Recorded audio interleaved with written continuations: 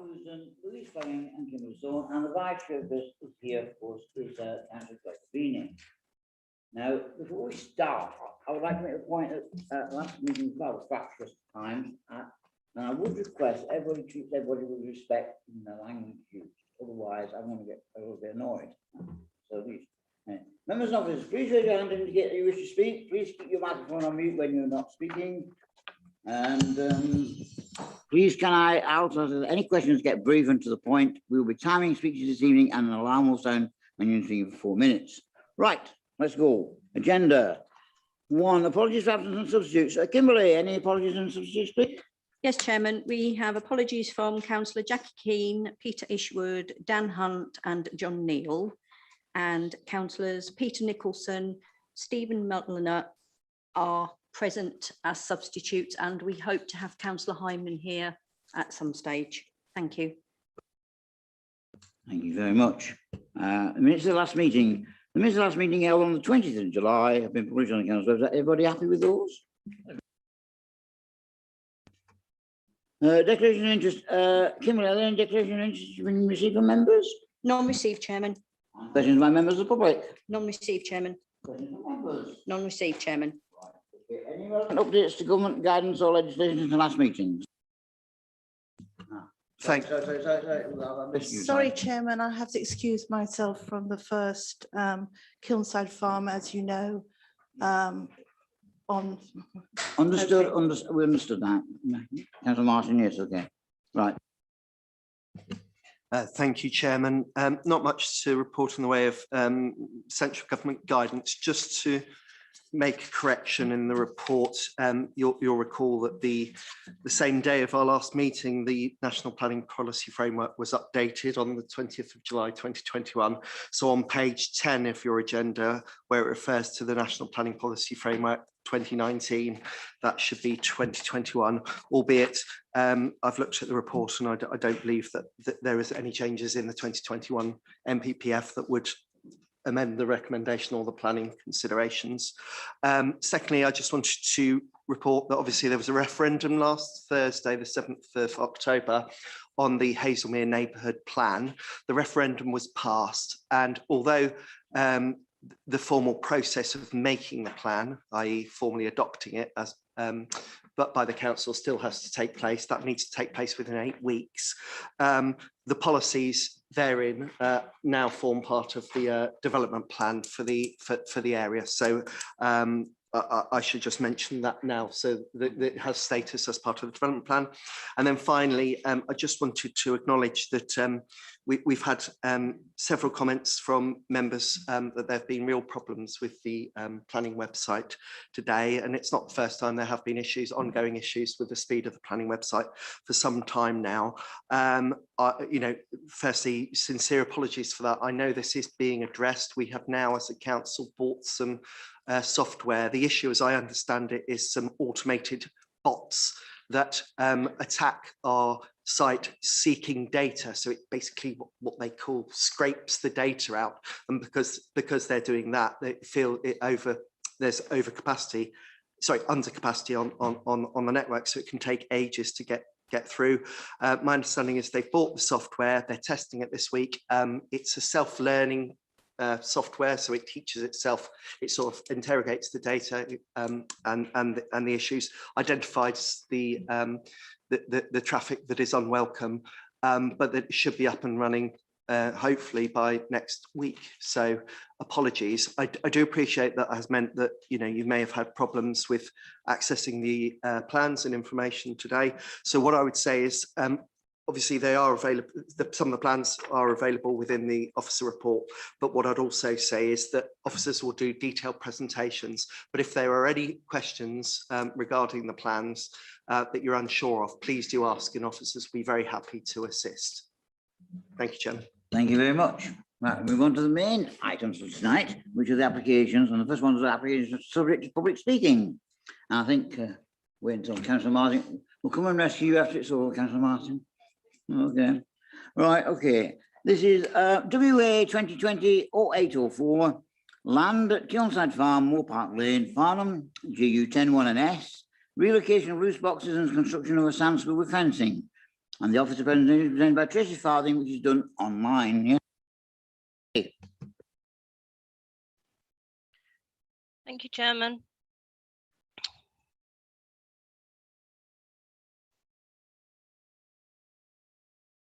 Are you all able to see my screen?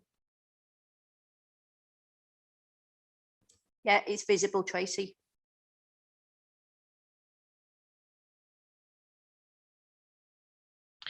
Thank you.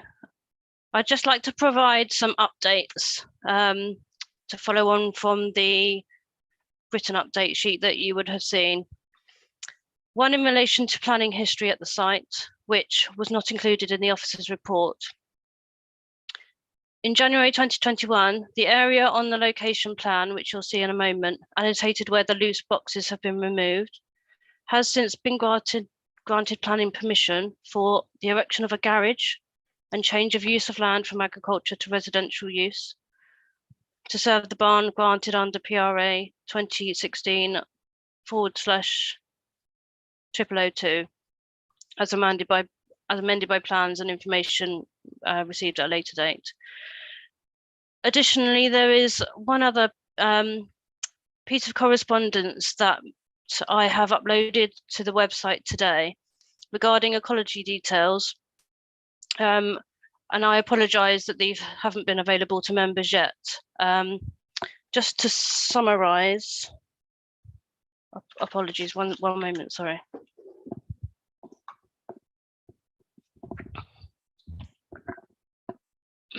Just to summarise, that was confirmation regarding the presence of bats at the existing loose boxes that was requested by Surrey Wildlife Trust.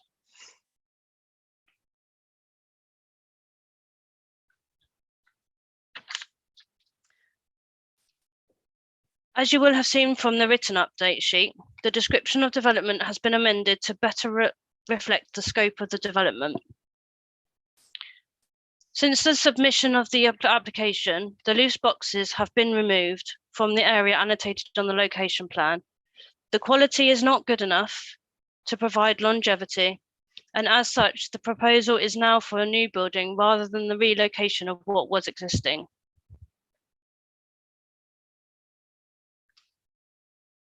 The site is within the countryside beyond the greenbelt and is within an area of a great landscape value. The removed loose boxes were located here within close proximity of existing built form at Kilnside Farm. The proposed area for the loose boxes will be within this red line boundary to the south. And a sand school is proposed in this existing agricultural field. The aerial view shows the nucleus of buildings at Kilnside Farm and the proposed site of the stable building or the loose box building will be here, and the sand school within this field here. The site photos include the area where the loose boxes were located in close proximity to existing built form. This is the site on which the sand school is proposed. This is a panoramic site, a panoramic photo, sorry, showing the outlook standing in the approximate location of where the loose boxes are proposed. This area here is the approximate location of the loose boxes. This is a panoramic view. And these photos seek to show the relationship between the existing built form and this area here, which will be the proposed site location for the loose boxes, and beyond that, the sand school.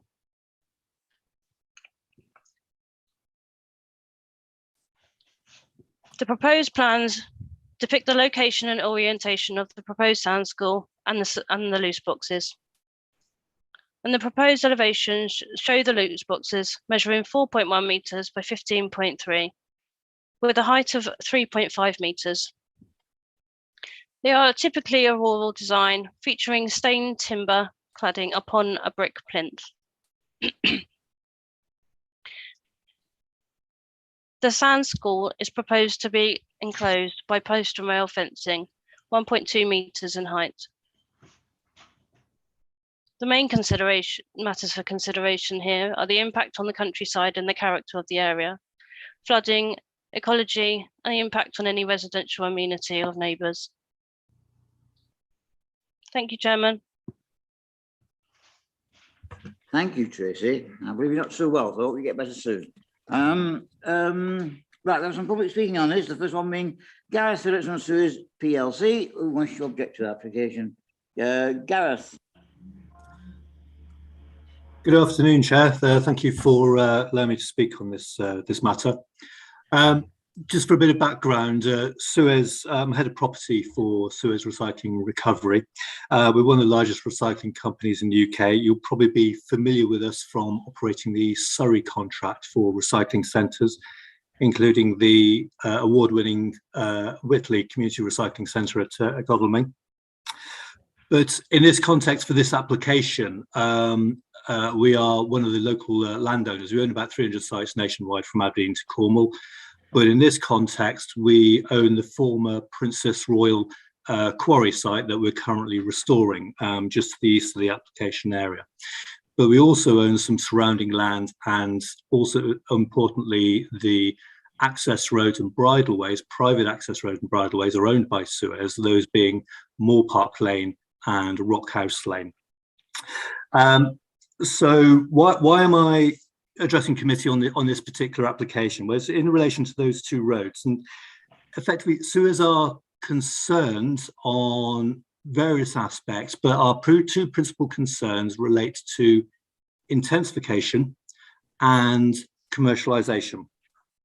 Intensification of the use of the roads and the bridleways. As landowner and of the owner of the private access roads, Suez have to strike a balance in the interests of both householders in the locality and farmers in the locality as well, for their ability to use the Suez-owned access roads. But equally, Suez have an obligation of maintenance down there as well, particularly in relation to the bridleways. These are statutory obligations under the bridleways. And therefore, it is of concern to us anything that leads to intensification of the use of those roads and bridleways, or their commercialisation of those roads and the nature of the general area as well. So just to be very, very clear where we're coming from, a level of agricultural use is absolutely fine from our point of view. Farm use is fine from our point of view, but we are concerned about the potential for intensification, the potential for commercialisation. So in that context, I've got 3 points that I would want committee to consider this evening in assessing this application. And these are matters that I've raised directly with the applicant as well on a couple of occasions. So issue one is the nature of the application. What's proposed? Are measures in place to protect the local amenity? Are those measures appropriate and adequate?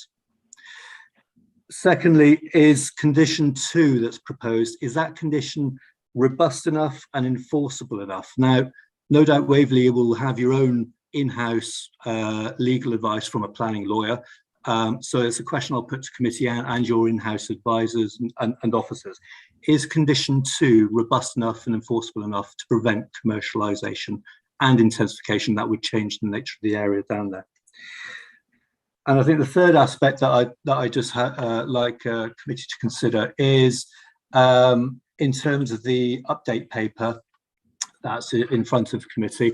Apologies, Tracy, I do rather disagree with what you put at the end of that update paper, where it's stated private access, vehicular access road and the bridleway.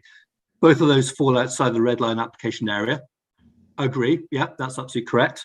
But it's considered that this is not a planning matter to be considered. It is typically a private matter.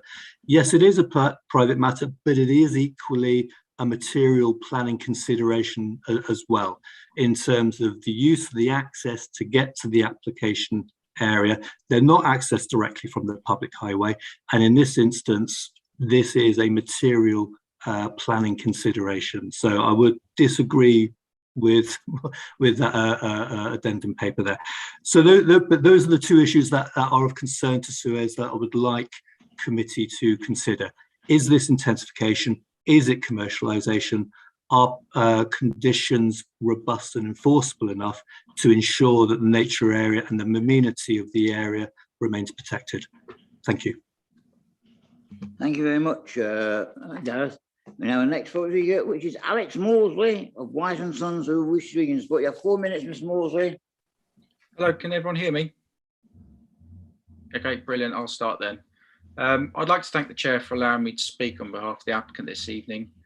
We note that the application has been recommended for approval, and I would like to take this opportunity to assure members that the application conforms with planning policy. The stable building will be situated in a field to the southeast of the farm complex. The applicant has worked closely with officers to address a number of issues, including ecology and flood risk.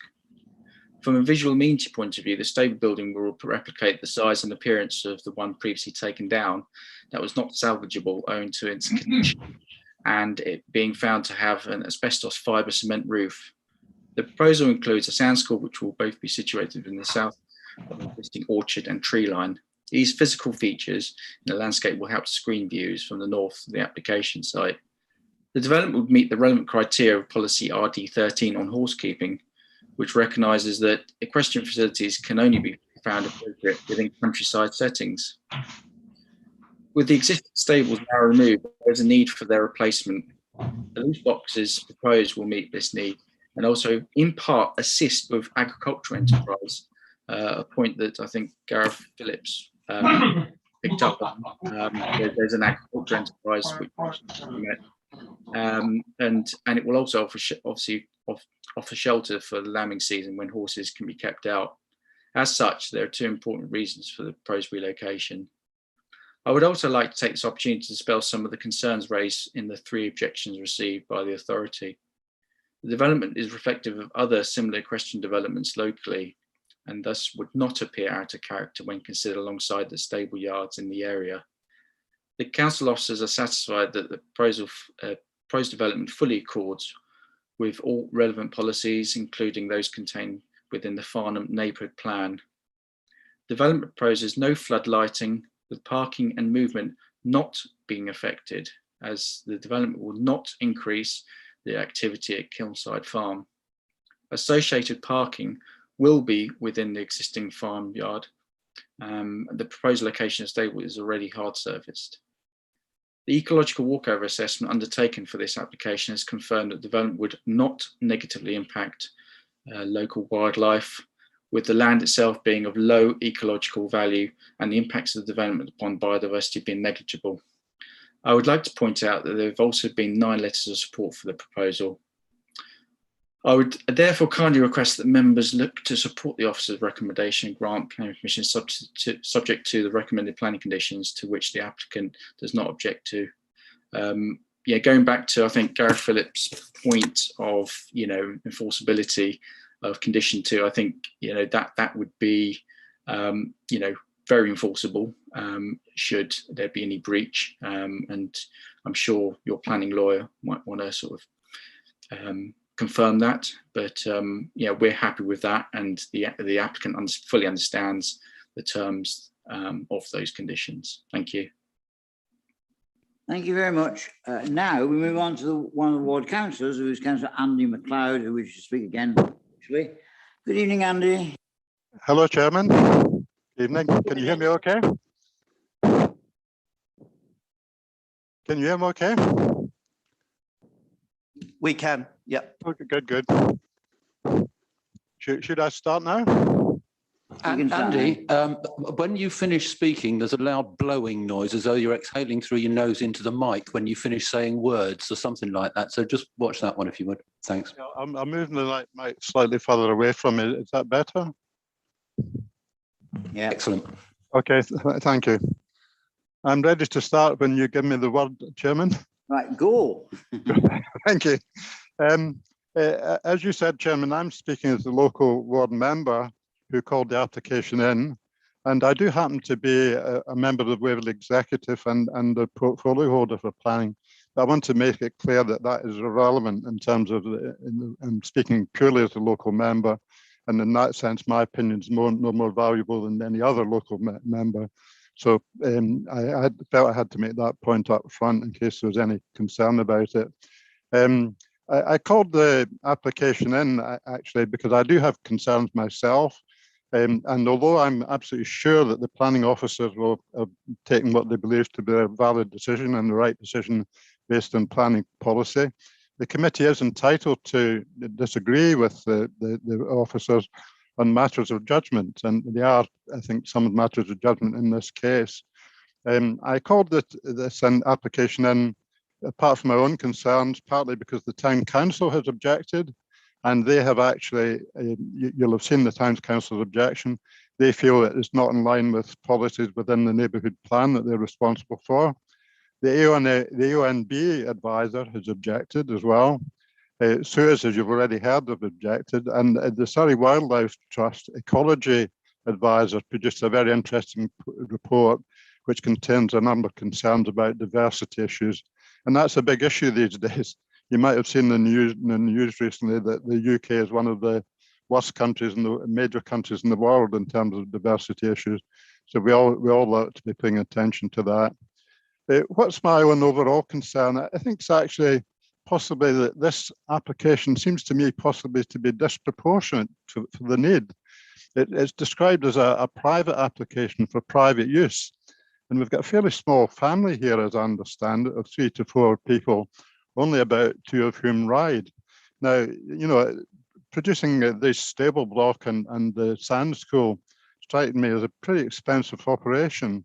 And therefore, you know, perhaps Suez are right to be concerned about whether it will be possibly lead to further intensification and commercialization.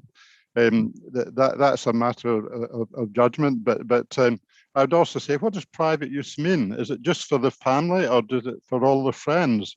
You know, I understand from Suez that there's something like 10 horses been brought into the fields nearby, and I actually confirmed that with the local resident. So, you know, what does private use mean here? Is it just for the family, or is it for the wider circle of friends? Could lead to, you know, horse boxes coming in and that sort of thing. So that's my overall concern about this application.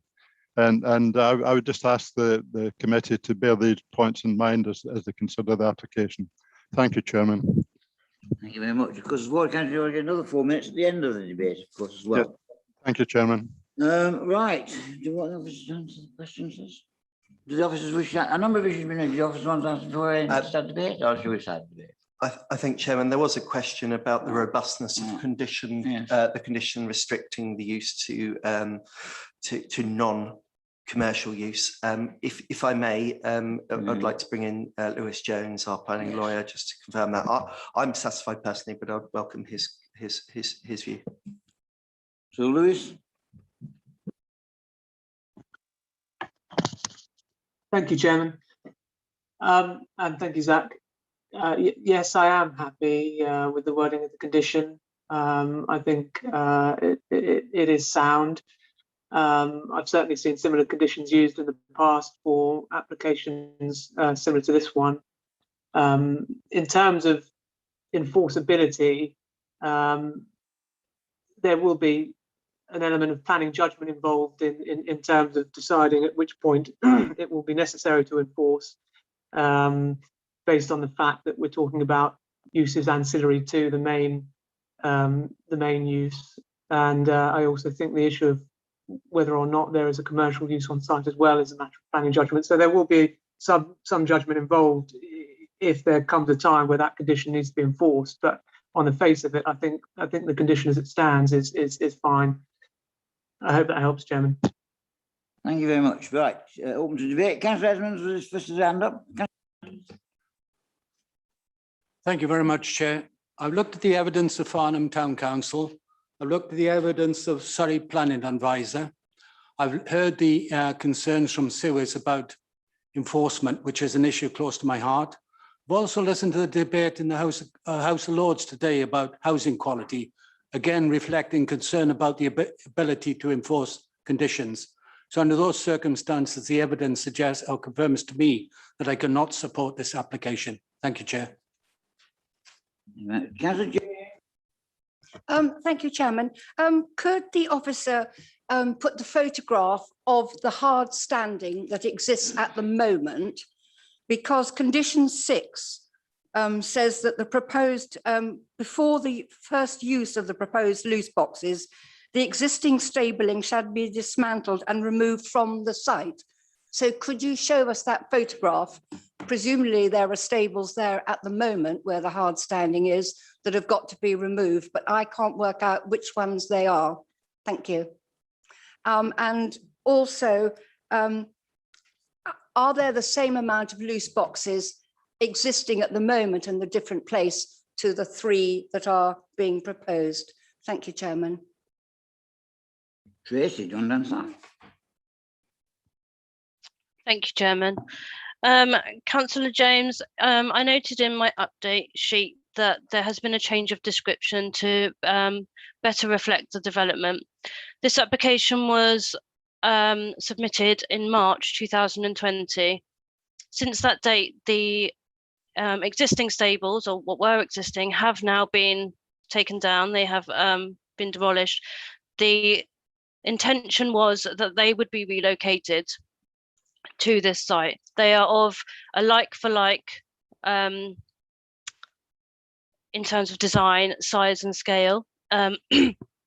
However, they now can't be relocated because of the quality. I believe that the majority of the panels were rotten, and as Mr. Mosley said in his statement, that there was asbestos in the roof. So if I just share my screen now, I will share with you what is at the site currently. This area of hard standing here, the stables were here. This had to be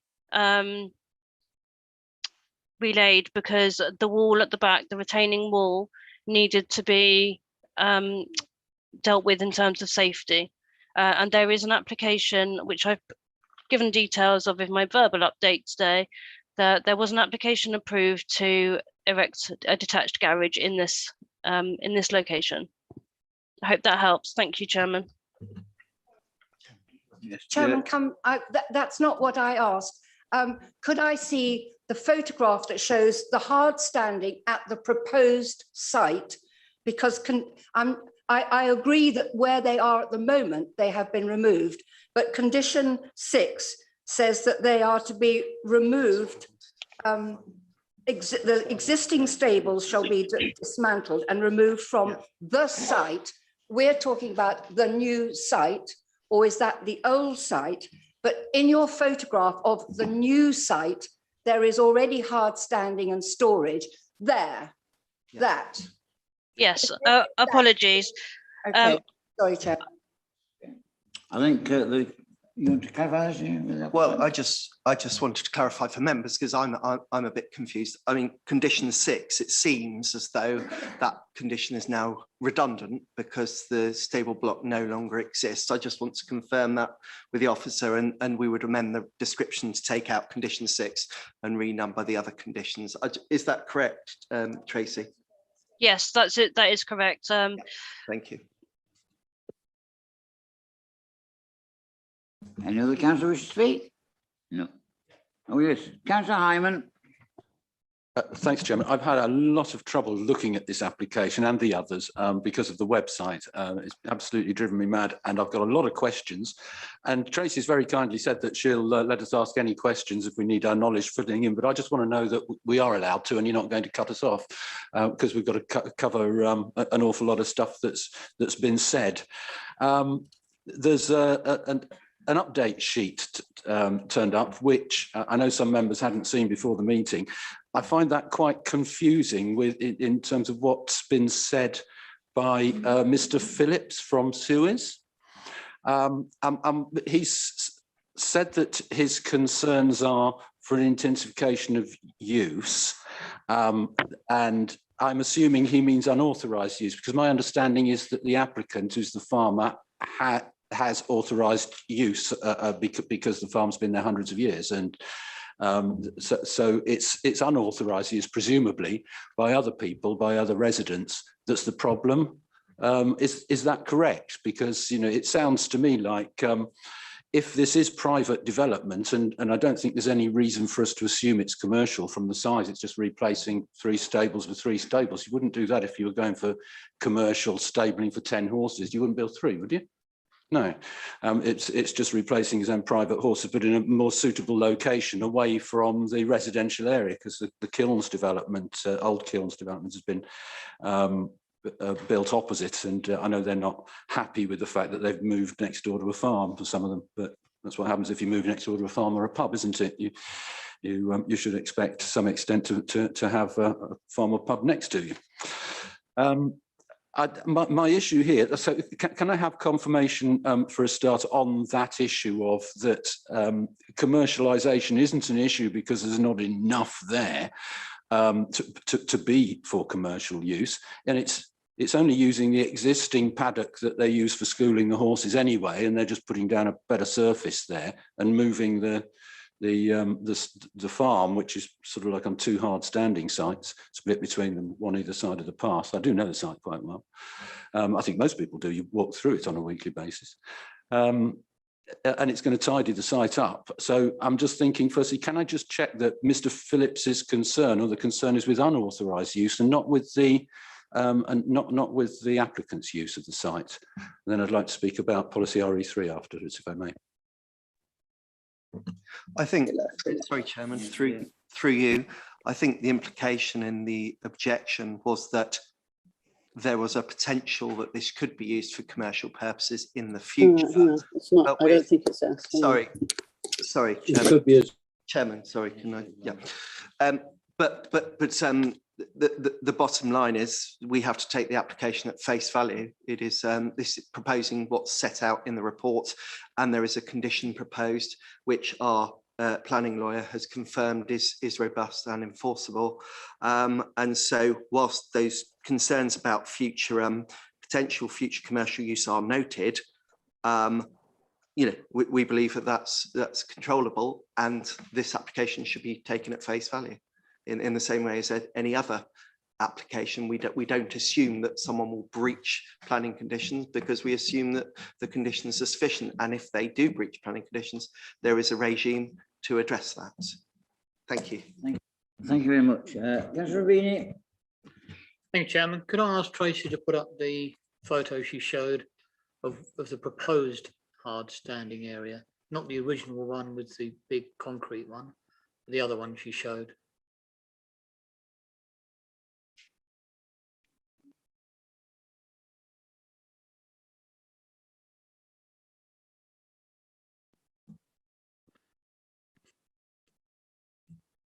So at the moment it's a greenfield site. Can I ask, you showed another one with gravel in it. Is that part of the farm building? That one, what's that one? Is that part to do with the stables? This part of the site is where the stable building will be located. It's orientated in line with the existing orchard that runs alongside the boundary there. And then this part of the site is just beyond, is this area of field just beyond this? So sorry, I'm still confused. The stable blocks going in the picture you're showing me now. Yes. What has the field the other side got to do with it? That's not being used for anything then? Or is that It where is the sand is? a sand school. That's where the sand school is going. Okay. Yes.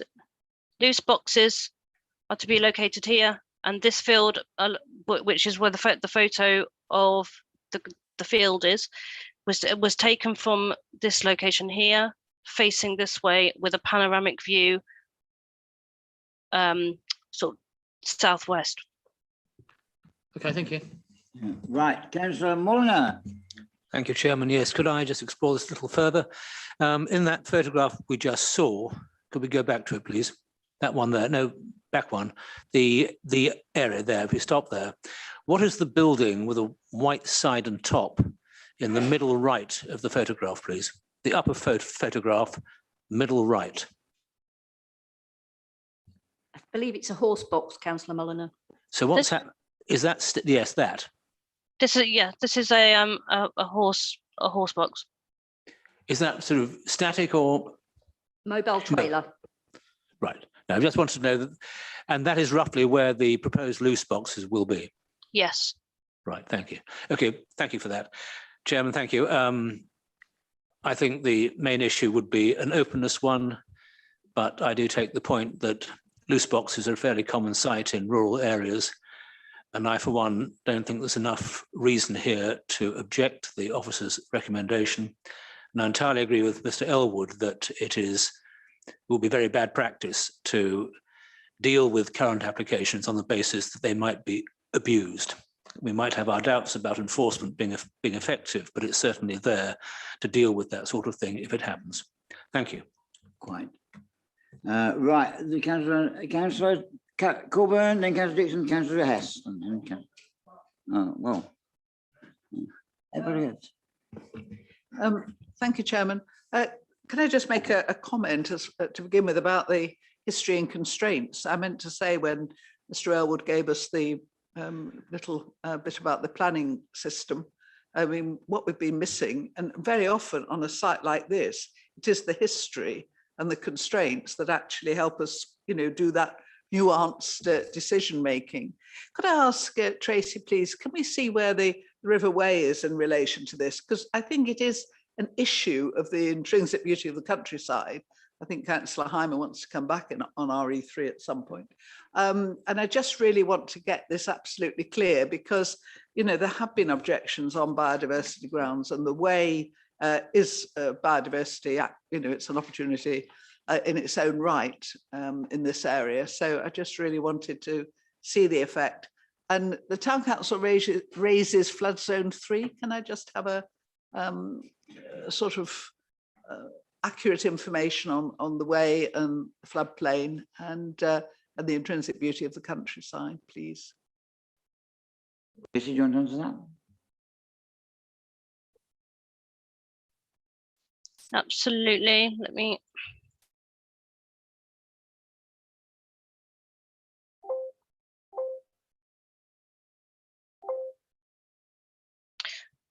So the aerial photograph shows the River Way just on the southern to the southeast. The application field here would be where the sand school is proposed, with the loose boxes located here. Unfortunately, I don't have a plan that shows the floodplains. However, I can confirm that the application site is located within flood zone 1. It is in close proximity to flood zone 2 and 3. That has been addressed within the report. And I can also confirm that according to the NPPF sequential test, the proposed development, which would be for outdoor recreation, it falls under a water compatible development, and so it is as such appropriate, and so no exception test would be required in this instance because it's flood zone 1. Thank you, Chairman. Mr. Dixon. Thank you, Chairman. I just have 3 small questions to raise. I think the sound went a bit funny, Tracy, when you were speaking there, but when you spoke about the additional pages, you said something about bats, and I didn't quite catch what that was. So if you could repeat that, that would be great. In the photographs we've seen of the area and the hard standing, there are a number of containers there. Are they normal agricultural buildings, or is that what we'd expect to see? And then my third question is it possible to split this planning application? Because we might want to agree for the loose boxes, but not for the sand school. Thank you. So firstly, I'll deal with the splitting the application. The application has been submitted as a whole, and we're here to determine the application that's in front of us tonight. So I certainly wouldn't recommend splitting the application up at all. In terms of the update that I provided, what has happened is an admin error.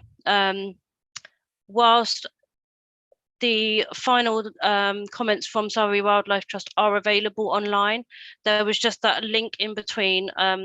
Previous correspondence from Surrey Wildlife Trust had requested just a confirmation from their ecologist that the existing sheds were not suitable or were not, let me,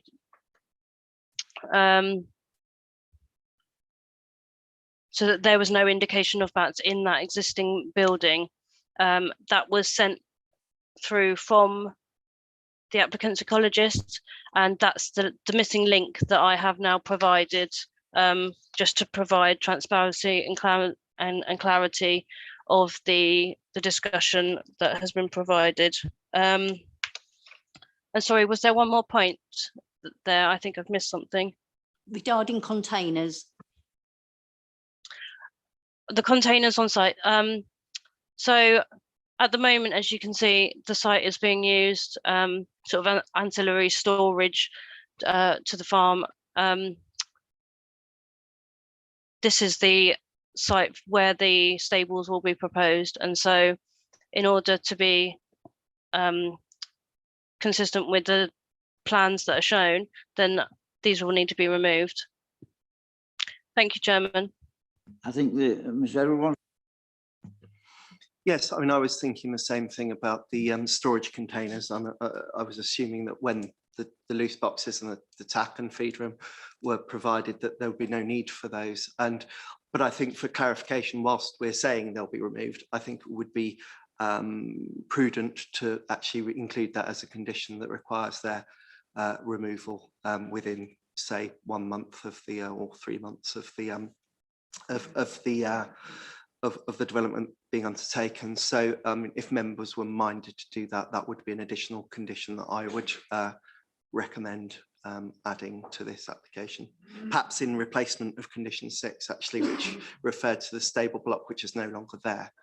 I think that would be reasonable. It would meet the tests in the MPPF for necessity, because they do have a degree of permanence, those buildings, those storage containers, and obviously, you know, they do have an impact on the intrinsic quality of the countryside. So I'd be very happy if members were so minded to add that condition, requiring their removal from the site. Thank you, Councillor Hess. Thank you, Chair. I agree with what Zach Elwood's just said. The shipping containers are old and rather tatty, and if they were to be removed, they'll have to be removed anyway to make way for the loose boxes. They can't stay where they are. There are a number of factors in this. The sand school itself is porous, so the sand school won't in itself add to any problems with flooding in the floodplain, but it will enable the family to exercise and train horses when some of their fields are flooded. And as there's a condition number 2, that it's not to be for commercial purposes or livery, then it won't be drawing in a lot of additional traffic. I think it would be really unfair for anybody to suggest that a family with horses who have an interest in equestrian life shouldn't invite friends with their horse. I think that would be ridiculous.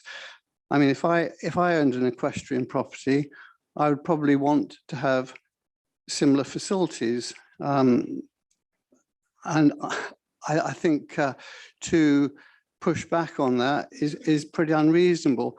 The location is absolutely beautiful. There's no doubt about it. It's a lovely area. But the paddock where the sand school is proposed is quite small. And in fact, it's only grass. So when we start going on about biodiversity, we're talking about a small area of grass. We're not talking about an area that's been rewilded and has a lot of wildlife in it, quite the contrary. So I'd like to put that one in perspective for fellow members. The all-weather nature of the sand school means that they can use it year-round. As I say, when some of the fields get flooded during the worst of the winter weather, rather than using wet fields and making them a quagmire, they can retreat to the sand school. And it will also reduce traffic. I don't know if you call it traffic when a pony goes up and down a lane, but using the lane by ponies, which can remain on the sand school more. So in the round, I think I support this. Why not? You know, it's going to have some traditional loose boxes. They won't look out of place. So I do support it, absolutely. Thank you, Chair. Right. Councillor Hyman, second time. Right, sorry, Chairman. I thought we were told that we were going to be able to look at and get some questions answered here. And unfortunately, there's been quite a lot of incorrect statements in the objections that I've seen. There are only two objectors that I counted locally, and the Town Council and Farnham Society. Both of those were basically on RE3, and so we need to cover RE3 properly. But I think people should know we've got a main interested party in this is a councillor who's quite correctly left the meeting. And there are a number of people who know the family, the farmer, the applicants, and have for some years, not closely. I don't think anybody's a close friend, and I don't think it would prejudice their judgment, but I am extremely keen to make sure that this is debated properly and that we get the facts out of it. I've just heard Councillor Hess, I think he's been misled there because he said it's in the floodplain. I'd like officers to confirm that it is, contrary to what the Town Council and I think the Farnham Society said, it is not in the floodplain, it is not in flood zone 3, it's not even adjacent to flood zone 3, it is not next to the River Wey.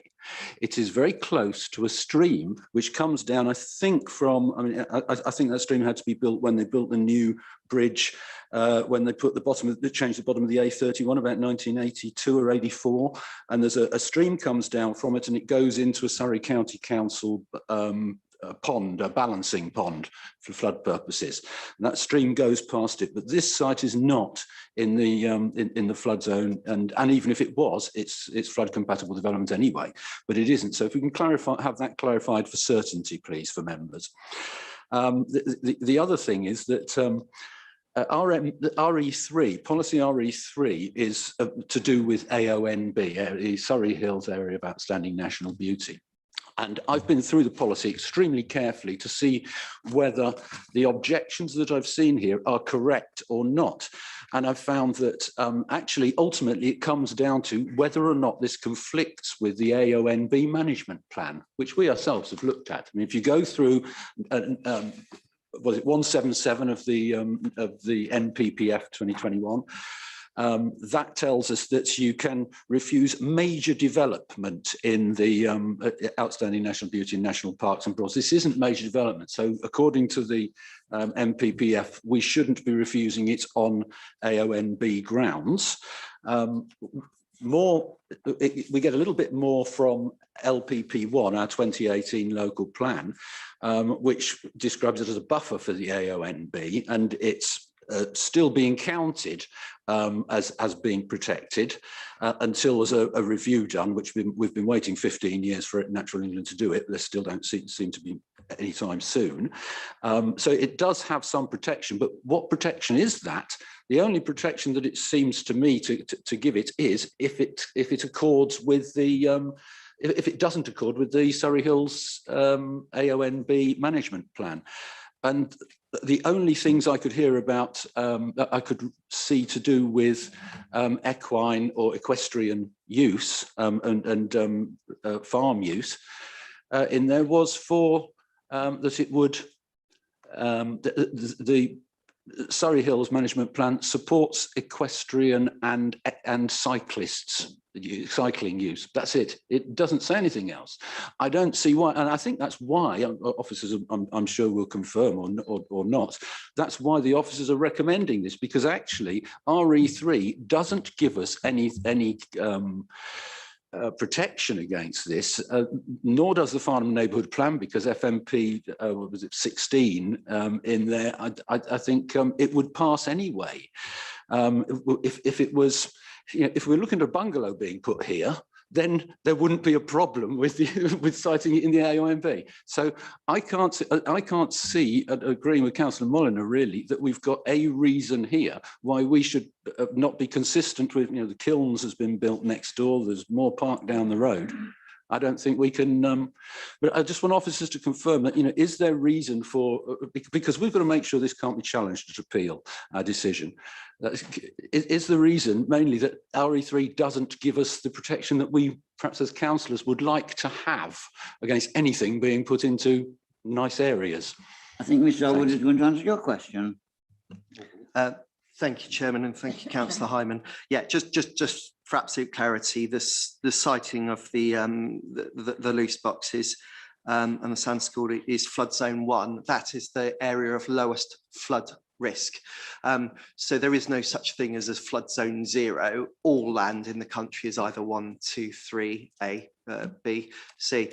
And so flood zone 1 is all those areas outside flood zones 2 or 3, basically. So yes, it's in the lowest flood zone risk, but as you say, even if it were in flood zone 2 and 3, I would tend to agree that this is a water compatible, potentially a water compatible use, or certainly not a risky use, whereas residential would be, of course. Yes, it's AGLV rather than AONB. There is reference to it being included as a site that's being viewed, and I know that the Natural England are reviewing the extent of the AONB, and this falls within a potential candidate area. But I think very little weight could be given to that at this stage. And for what it's worth, I mean, my professional view is that stable buildings such as this, which in my opinion is not excessively large, it's of an appropriate design and scale, is the sort of thing you would expect to see in a countryside location. And with the proviso that we have the controls of removing the existing storage containers, the control over commercial use. Yeah, I mean, I believe it's entirely appropriate use for the area, and I have no qualms in recommending this to members. Thank you. Okay, I think we've had a very good debate about this, and unless any councillor who hasn't spoken before wishes to speak, I think we ought to then move to a vote. But first of all, Councillor MacLeod, you have the right to, as board councillors, to have another 4 minutes.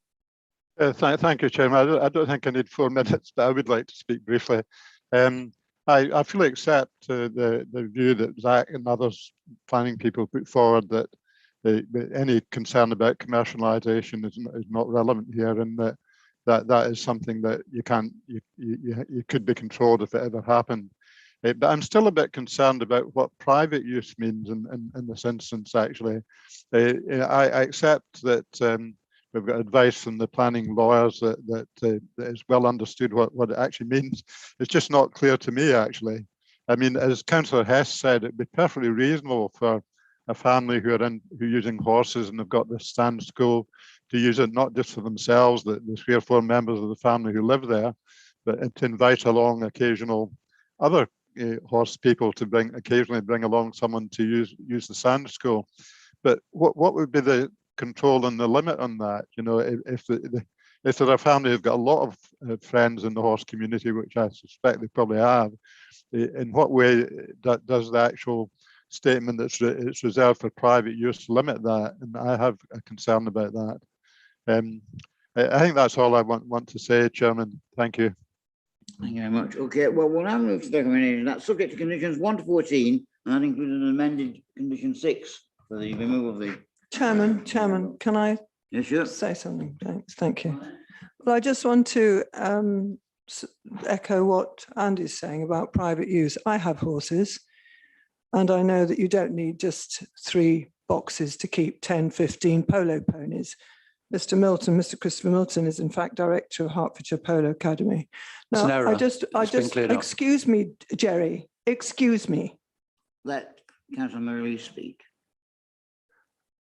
And in terms of private use, yes, you could say, well, these are my friends. I'm bringing a string of 10 polo ponies down that can go out and we'll be retraining them.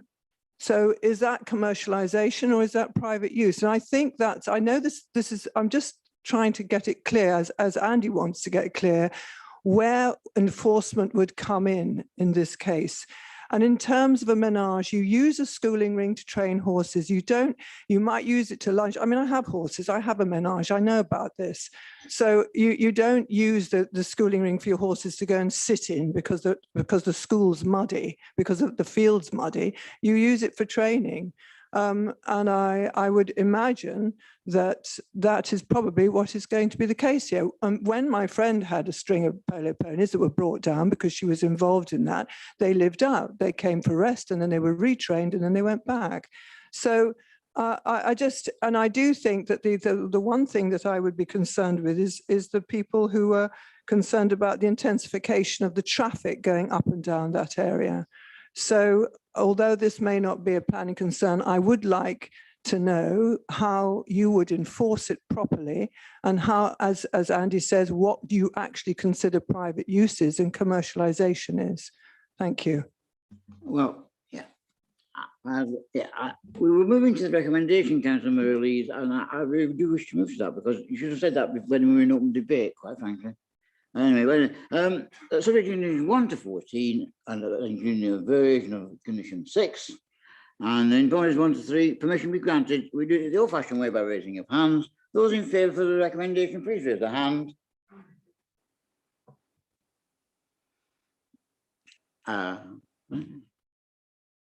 Okay, and against? Abstain? What was that add up to? 15. And that's 10 in favour, 2 against and 1 abstention. Thank you. Sorry, could you repeat that, please, Councillor? I can indeed. It's 10 for the application, 2 against and 1 abstention. To the vote, the application is granted. Can we move on, please? Yeah, yeah, we do. Wait till Councillor Martin comes back.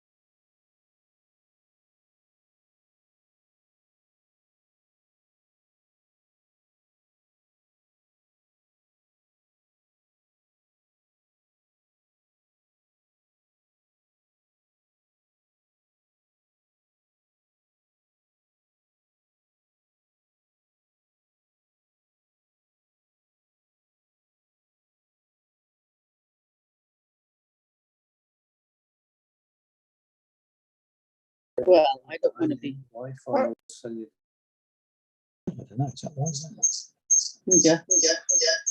We can hear you, thank you. Sorry?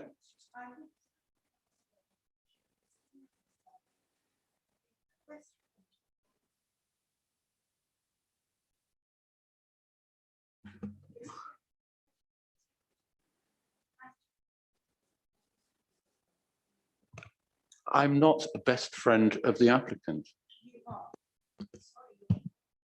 So how many times do you think I've met him? I mean, this is ridiculous.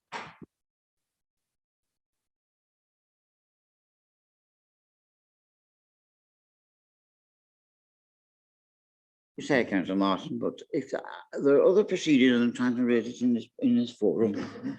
I'm sorry, Chairman, I had to excuse myself.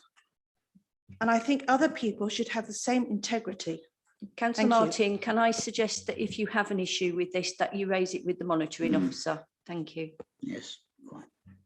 Okay, let's move on. Next one is WA 2021-01365, Andrews of Andade, Portsmouth Road, Hindhead.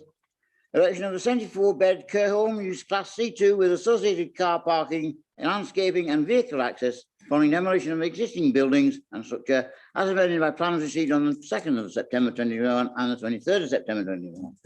The officer to present is Councillor Dovey. Hello, so and away you go. Thank you, Chair, and good evening, members. Just before I start, I'd just like to draw your attention to the written update sheet, which was circulated, amending a couple of highways conditions and adding additional highway condition. In addition to that, I do have an oral update as well, just in respect of an error in the report on page 58 and the last paragraph in the section that relates to 22 Glenville Gardens. In the report, it was stated that no habitable room windows would be in the rear elevation of the southwestern return. There actually would be a dining room window, but this would be more than 21 metres from the rear windows of number 22 Glenville Gardens, and therefore accords with the separation distances set out in the residential SPD. In addition to that, I'd also like to add an additional condition, which would be condition 28, which would state that the windows at first and second floor levels, located in the rear elevation of the northeastern wing of the building that serves circulation space, shall be fixed shut and have obscure glazing to the extent that intervisibility is excluded in perpetuity. And the reason for that is also to safeguard the privacy of neighbouring occupiers in accordance with policy TD1 of the local plan 2018 part 1 and retain policies D1 and D4 of the local plan 2002. And that's in respect of protecting the privacy of number 1 Royal Hutt Avenue. So if I turn to the presentation. So the site is located on the northwestern side of Portsmouth Road in Hindhead, so effectively what was the old A3. It's surrounded by a mix of generally of residential development within the immediate environment, and it's located within the settlement boundary of Hazelmere. The site, there's a range of uses on site, including an office, workshop, retail, and personal training studio. And as Councillor Beaman has already highlighted, the proposal for the demolition of all the buildings on the site and the provision of a 74-bed care home. And the care home would be a high dependency end of life care home. So here is an aerial photo of the site, and you can see that a majority of the buildings are located at the northwestern end, and there's quite a significant area of green space to the northeastern end, and there's quite a significant area of green space to the hold on, I think I've moved. Let me just try and go back. Sorry. Yeah, so there's an area of green space in the southwestern half of the site, and you can see on the fringes on the frontage of the development at the southwestern end and along the southwestern boundary, there are some mature trees, some of which are TPO'd.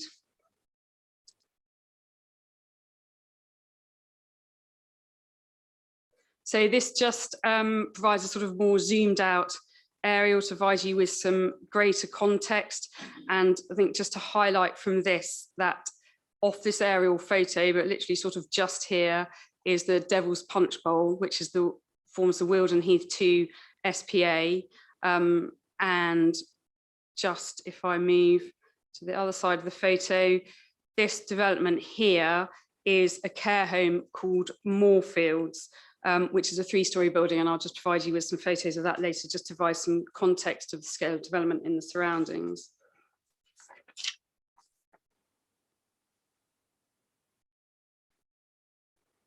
So these are just some site photographs. This shows some of the buildings on the site at that northwestern end, and you can see from the photos that they sort of vary in scale and design, and generally don't make a great contribution to the street scene in design terms.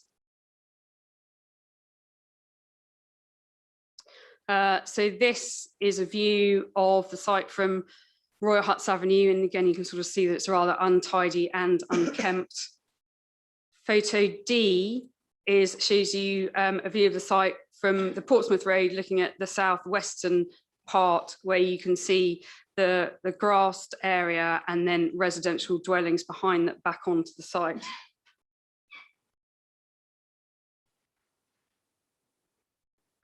This site just shows a couple of Nissan huts and sort of some general sheds rearwards into the site. And then photo F, I essentially put this in for some context to demonstrate that there are sort of 3-story buildings in the vicinity of the site. This is the actual application site here, and this is the Royal Huts Avenue housing development. And then finally, I already referred to Moorlands Lodge, which is located to the southwest of the development site. And this is just to again show that that's quite a significant 3-story development that's located in proximity.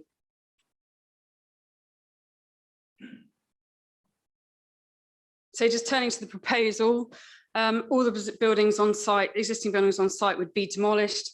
And this site plan shows you the footprint of the proposed building, which would span quite a significant part of the site, but would also leave appropriate amounts of space around the building, enabling it to sort of breathe effectively. There is also car parking proposed at the northwestern end, and that would comprise 48 car parking spaces with the addition of 1 extra space for ambulances and delivery vehicles. It's probably also a good point to note that the vehicular access would be changing. So it's currently located approximately here. So it'd be just moving further to the northwest. And you can see from this site plan that all the TPO'd trees along the frontage and along this southwestern boundary would be retained.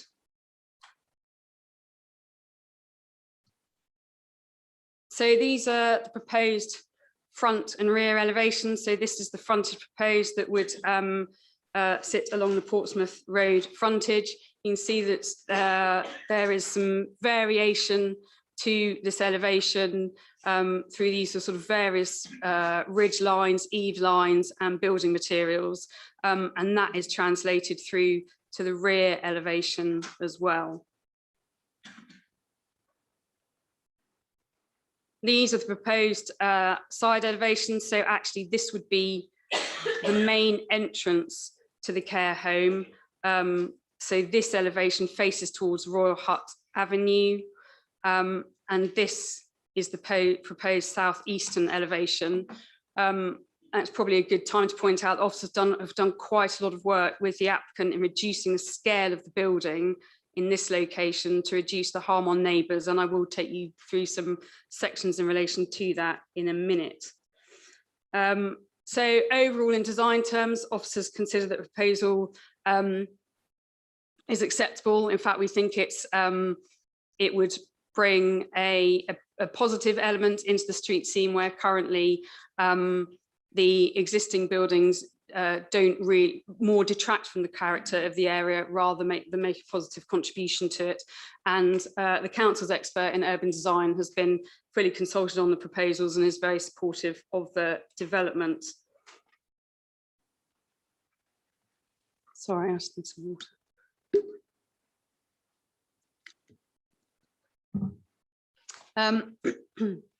So these are the proposed ground and first floor plans. And essentially what you see in blue is each individual bedroom, and the sort of pink right next to it are the ensuite wet rooms. And the areas of yellow are essentially communal amenity spaces such as lounges and dining rooms. Just a point to note that at first floor level here, there is a terrace that is immediately accessed via the communal lounge. The second floor plan really sort of is more of what you've seen on the ground and first floors. And in terms of quality of accommodation, officers are satisfied that a high high quality of accommodation would be provided. And it's maybe a good point to say that there would be 24-hour nursing care on the site due to the nature of the fact that the care home is for high dependency end of life occupants. So the applicants provided some landscaping plans. Sorry, I don't know how the text comes out on that. You probably can't read much of it, but it's really just to highlight the retention of the trees, and the council's tree officer has reviewed the proposals, and she is happy that the relationship of the building to those trees is acceptable, but has required certain conditions. In addition to the retention of the existing trees, it's also proposed to do some new tree planting. So in this particular location here and here, there would be silver birch, rowan and hazel and holly planted.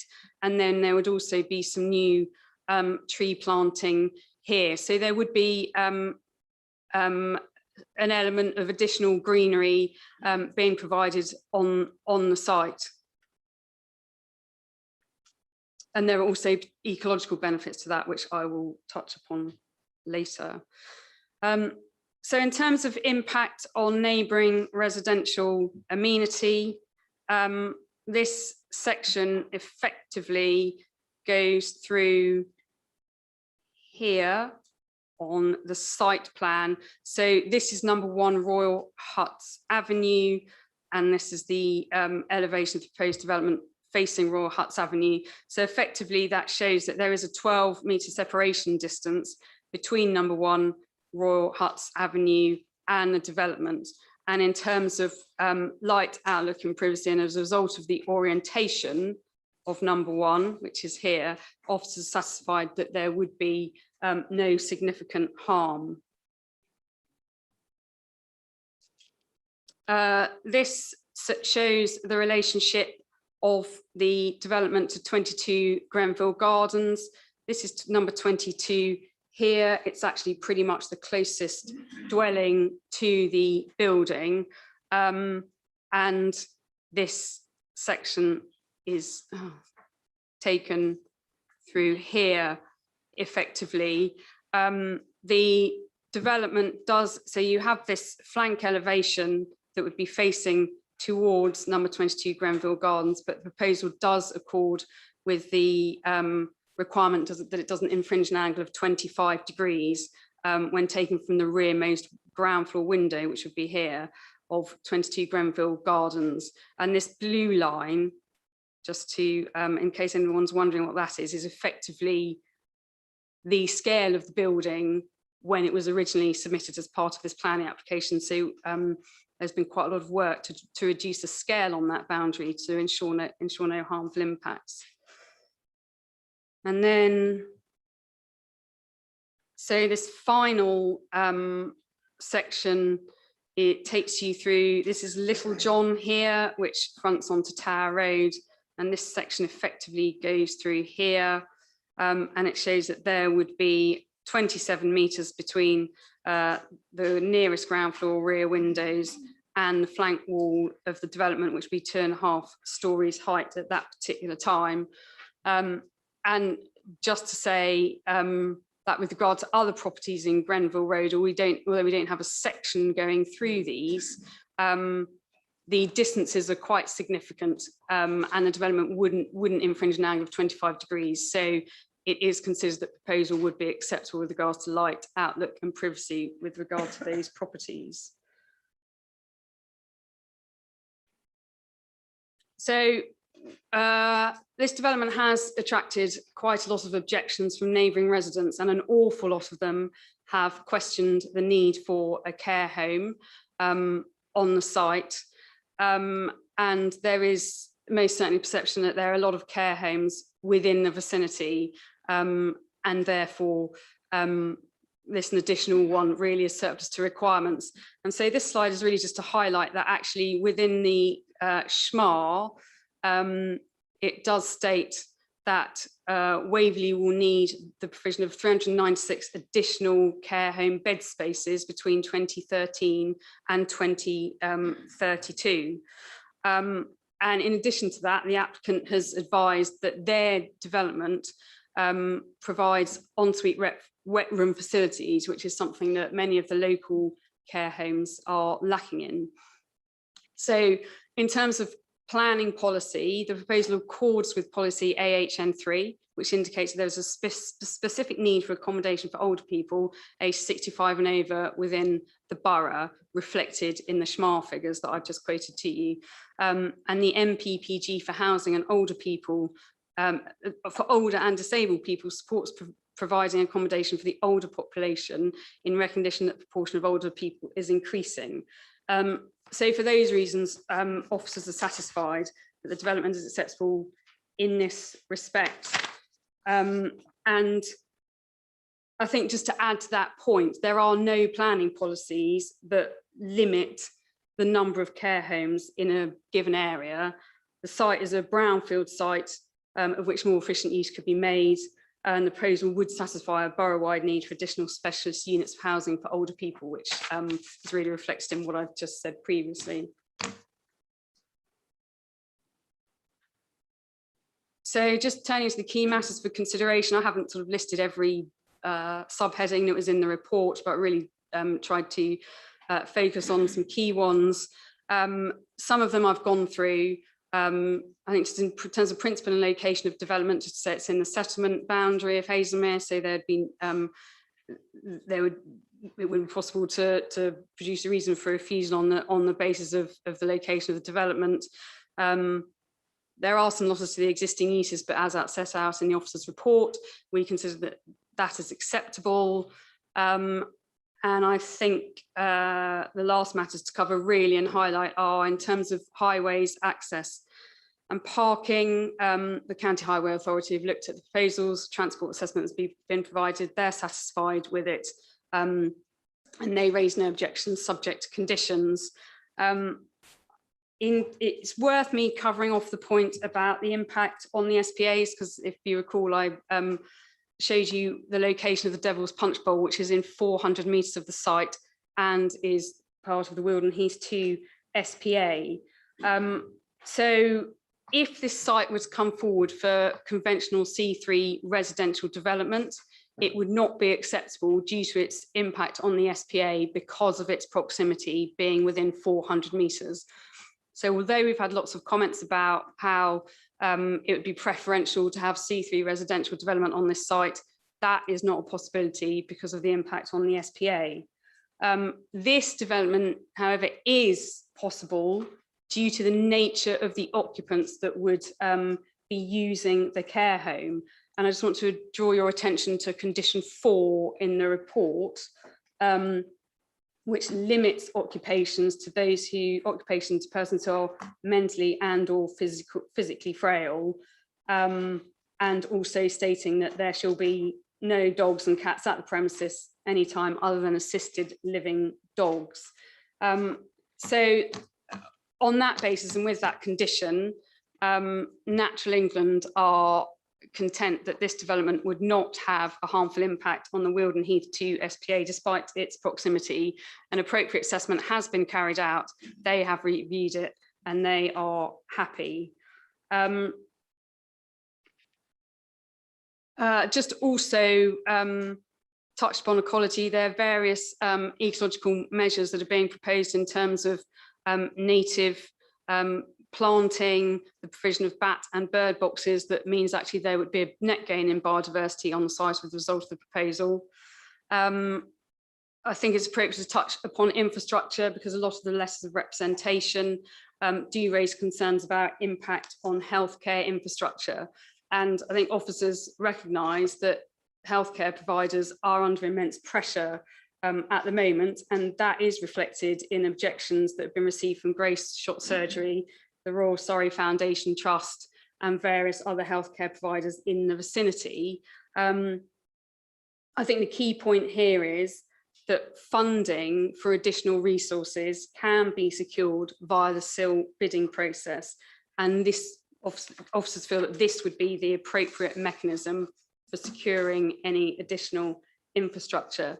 I think it's also just worth noting that the development does provide 24-hour nursing care, and the provision of registered nurses on site could potentially result in reduced hospital admissions and quicker discharge from hospital. So taking all these facts into consideration, it's not considered that an individual Section 106 contribution is appropriate for this development.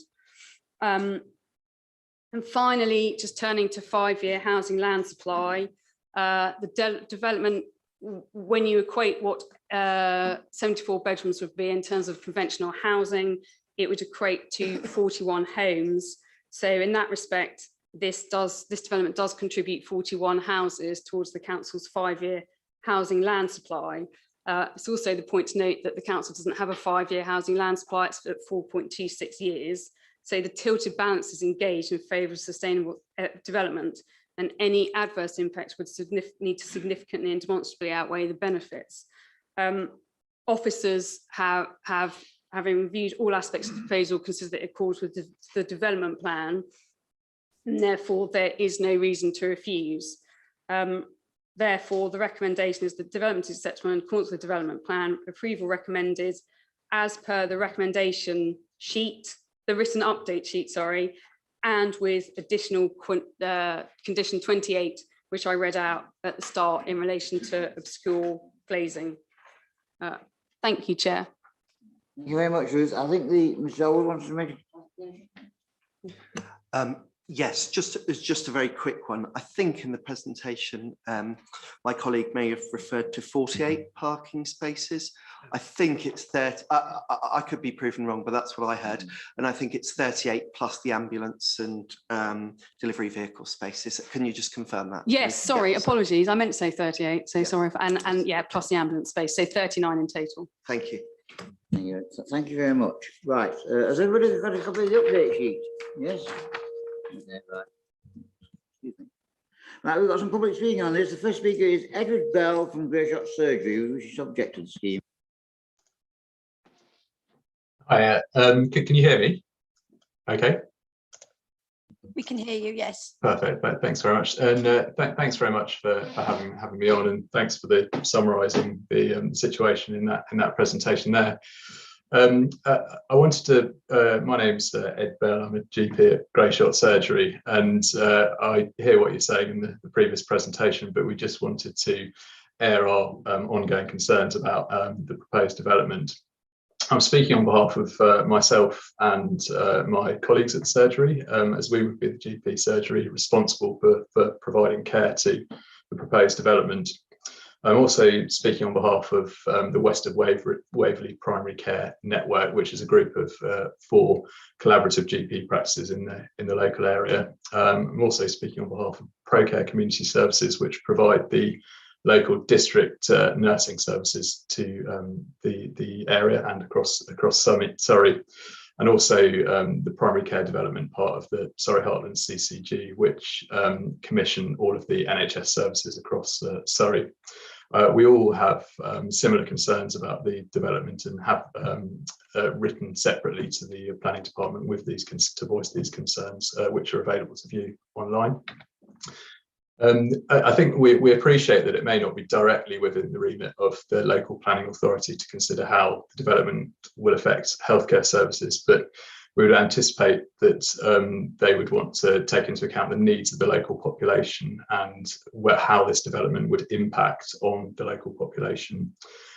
We feel actually in the local Hindhead area there isn't any demand for this facility for the Hindhead and the local residents, which I'll come to in a second.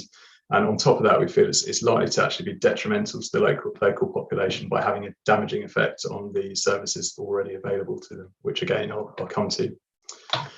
So looking at the demands, I mean that the Hindhead area has already got an unusually high number of care home beds. At Greyshot Surgery, we have the second highest number of care home beds out of all of the GP practices across the entirety of Surrey. There are currently 505 care home beds that we look after, and currently 25% of these beds are unoccupied. Looking at the care homes exclusively with ensuite facilities, which would be directly comparable with the proposed care home, 23% of the beds in these homes are unoccupied, which we feel emphasises the fact that to the local population of Hindhead, there's a surplus of beds in this area in question, and thus it would be of no benefit to the local population. So why this matters, to say, firstly, no benefit to the residents of the Hindhead area because they've already got enough care home beds to satisfy their need. The developer themselves quotes evidence saying that residents moving into care homes like to do so like to move to care homes close to their home, and by virtue of the fact that there's no need for the local population, many of these residents would potential residents of the care home would be anticipated to move from further afield, which would be less good for them. We therefore feel that it would be much better to place a facility like this in an area of the local area or somewhere else where there's actually a deficit of care home beds, because it would be much better and provide better care for the patients that end up within them. Also, despite the 24-hour care and nursing care within these care homes, they do require a significant amount of additional GP resources per individual patient compared with the average patient on the GP list, and therefore it would likely put more strain on our surgery. Just quickly looking at how it might have a detrimental effect to the existing health services in the area. So many of the care homes are running with temporary bank and agency staff because they're unable to recruit permanent staff. The district nursing services, which are vital to care for housebound patients who don't want to live in a care home, have been running a vacancy rate for quite some time, despite their best efforts to recruit. And this was up to 50% vacancy rate in the summer. The primary care network, which recruits support roles to GPs, to the GP surgeries, other healthcare professionals to support GP surgeries. They had few or no applicants to many of their vacant roles. So a new care home would be directly competing with the existing services for what scarce resources staff-wise there are in the area, and therefore would make the staffing issues even worse in the existing services, having a potentially detrimental and catastrophic effect on these services. If the care home was placed in another area where there were already less care homes trying to recruit nurses, there would probably be less of a problem. And so we feel that really the local area to Hindhead, as opposed to the whole of Waverley and the whole of Surrey, do not need additional care home beds, and the staffing issues would be made worse with another care home in an area where they're already densely packed. Thank you very much. Thanks for hearing me out. Okay, now we now come to another spoke to you, which is Douglas Bond of Wolf Bond Planning LLP, who wishes to speak in support of the application.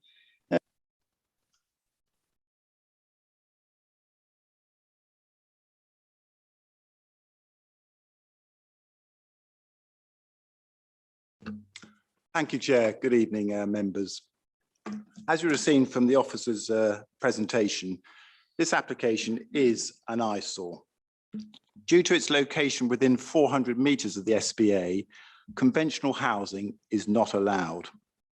The only realistic redevelopment option for this site is a care home, the principle of which is supported by Natural England. As you've just heard, much has been said about the alleged abundance of care homes in this area. The sad truth is that a large proportion of the existing supply is of poor quality. For instance, nearly 60% of existing care home bedrooms in the area lack ensuite facilities. And that means up to an average of 8 elderly residents having to share the same bathroom. That cannot be right. These proposals will address this, with all 74 bedrooms having full ensuite wet rooms. The care home has also been designed to be the first COVID-19 secure scheme in your borough, with numerous unique COVID response design features incorporated. In addition, the scheme includes a specialist dementia floor to address important needs in this sector that require a bespoke purpose-built environment.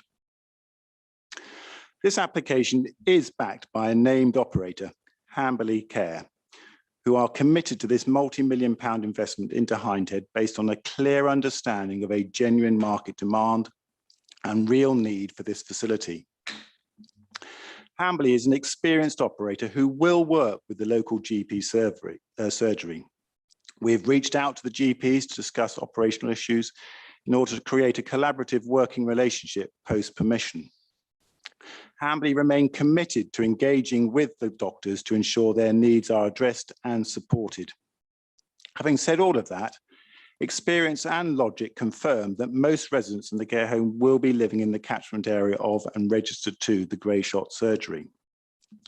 Research further confirms high quality purpose-built care homes reduce the burden on local GPs and NHS hospitals. The immediate needs of residents can be addressed at the home through direct on-site care without the need to trouble the GP or hospital. That too must be right and is one of the many benefits of the proposal that has been recognised by local authorities and appeal inspectors when determining similar proposals. Finally, the Council's pre-submission local plan part 2 allocates the site as a care home, further reinforcing the principle of this use. This proposal will also form part of the 990 new homes required by the local plan for the Hazelmere Hindhead area, of which 316 need to be allocated. The principle of additional homes cannot therefore be disputed. As to the detail of the scheme, we have worked, as you've heard from the officer, with your council officers and residents, making substantial reductions to the scale of the building to address local resident concerns. The result, as confirmed in the officer's comprehensive analysis of the residential amenity impacts, is a high quality, well-designed scheme that addresses all residential amenity issues. In terms of design, and as you've heard, the council's urban design specialist concludes the proposal will represent a positive addition to the area. In fact, the scheme will enhance the appearance of the site. Furthermore, Thames Water also confirmed no objections in relation to addressing foul water. So to conclude, our approach of wide-ranging engagement has resulted in a comprehensive and detailed officer's report recommending approval. The high-quality development is acceptable in all respects. In regenerating a previously developed site otherwise sterilised by the SBA, it delivers jobs, delivers investment, delivers housing, and it delivers a high-quality, much-needed care home. Accordingly, I hope the application can be supported. Thank you, Chair. Thank you very much, Mr. Bond. Right, open to members to speak. Councillor Dixon and Councillor Deere and then Councillor Evans. Councillor Dixon? Yep, thank you, Chairman. I was glad that Zach clarified the number of parking spaces. If we've got 76 beds, I think it's that, I'm sorry, my maths wrong, but we're about 70 beds and we've got about 30 car parking spaces. And that ratio is, I just need to know, because I mean, how much on-street parking have we got up there? Because by the time they get staff in there, that car park's going to be at least 2/3, if not 100% full. And I don't know where the visitors are going to park at all, really. So I don't think it's enough parking. The other thing, I was interested to hear the high quality of the home, but I was interested to see what Surrey County Council said. And they said that this home is going to be too expensive for Surrey County Council to use. I did wonder about this, as with not there's any rooms in this home that could be used by Surrey County Council, and what costs that are incurred by Surrey do directly impact us here in Waverley, as we mostly know, because of the council tax is shared between Surrey and Waverley. So any costs that go to Surrey also sort of are passed on to us as well. So I am a bit concerned that we're building a home which is going to be too expensive for the county council to send patients to. And that for that reason, I feel because of those two reasons, it's not something at the moment, unless I hear other arguments that I can happily support. Thank you. Thank you. I would have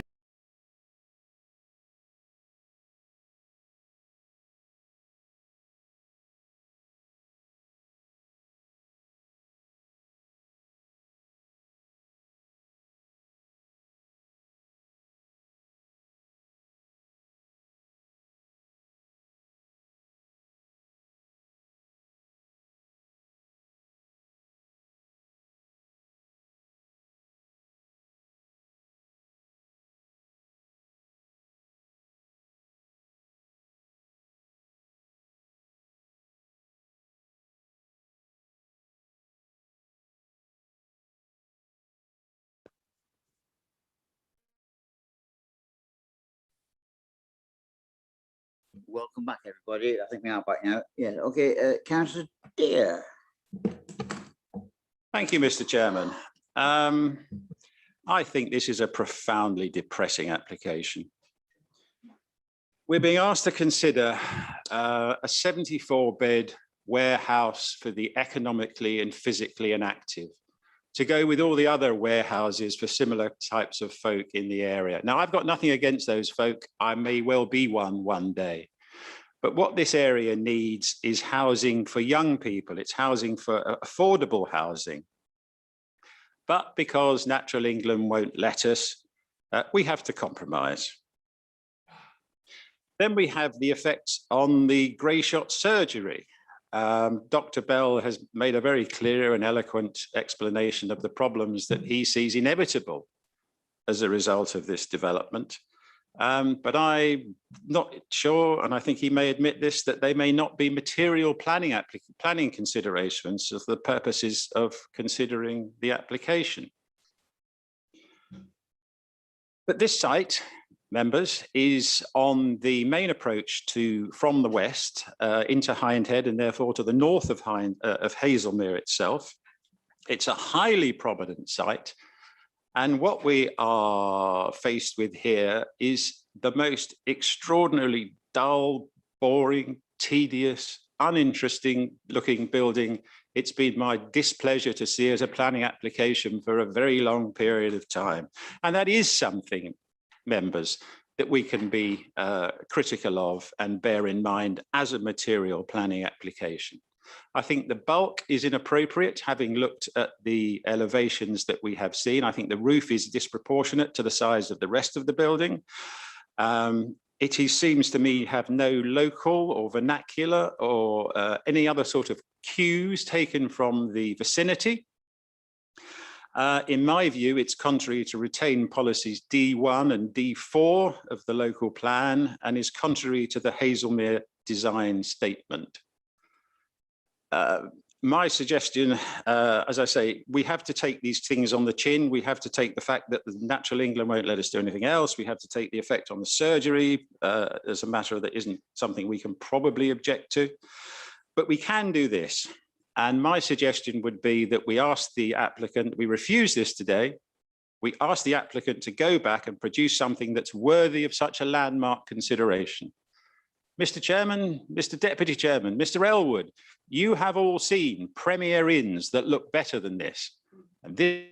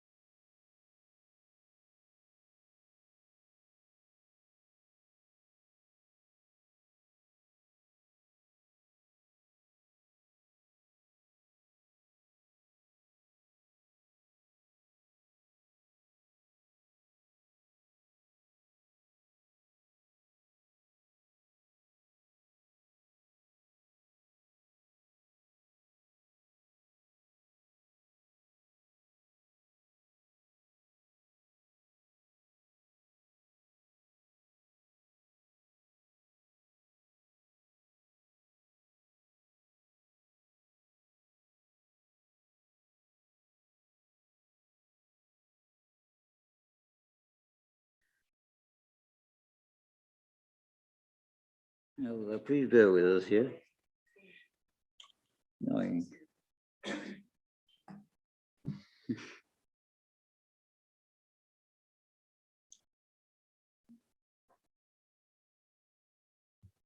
Those on Zoom, can they just confirm that they can still hear us? No. Yeah, can still hear, yeah. Well, if you can still hear, we can carry on. We're back. Aha. They can hear, but they can't see. Yes, okay, we can carry on then, can we? We're just There going was a long period of time that we couldn't hear. yeah, I had to restart the Zoom. That's probably why you couldn't hear. Okay.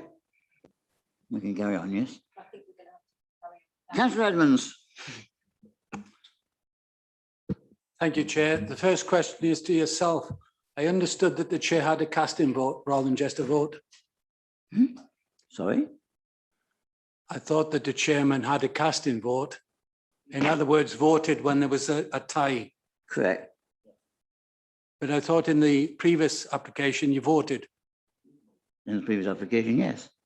Okay, I don't understand. If there's a tie, the chair has a casting vote. Question? Right, okay. There's a Sorry. comment. The chairman has a vote like anybody else. If the result is tied, he then has a casting vote. Quite simple. Yes. Councillor Mon. Thank you. I won't try and match Councillor Deer's oratory. Whether I'm heard by the greater public or not doesn't matter.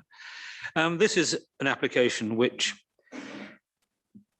has been coming for a long time, in the sense that I've been in the area for 34 years. The Andrews site has been one of the less attractive parts for all that time. It hasn't improved. I think the key things here are, first of all, the demand for replacement commercial activity. I'm perfectly satisfied, given what I've read and what I've experienced, that it is not a site likely to be successful for any form of commercial business.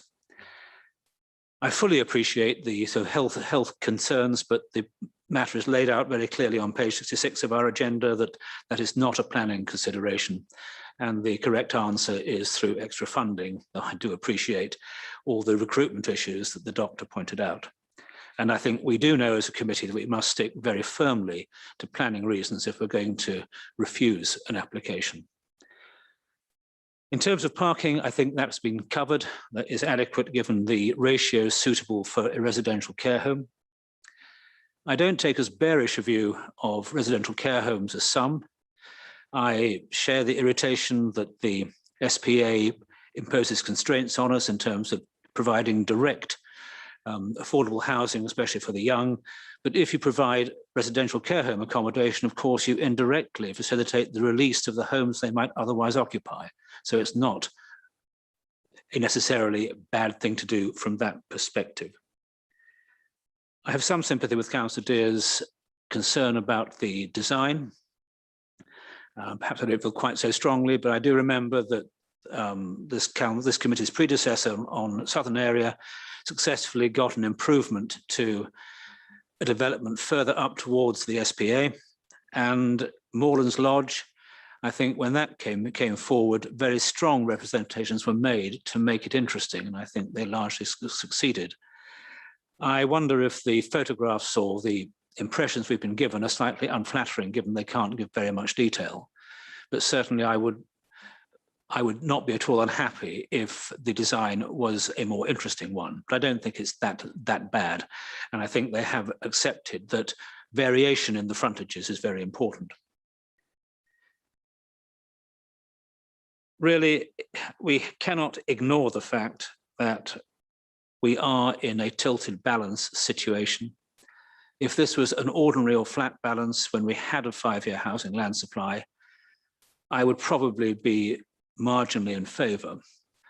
But I'm quite sure that given we're in the tilted balance, it would be very difficult to justify a statement that there are significant and demonstrable adverse effects which outweigh the very clear benefits. The one area which I have had concern about is residential amenity and thinking of the people living in Royal Huts and Glenville Gardens.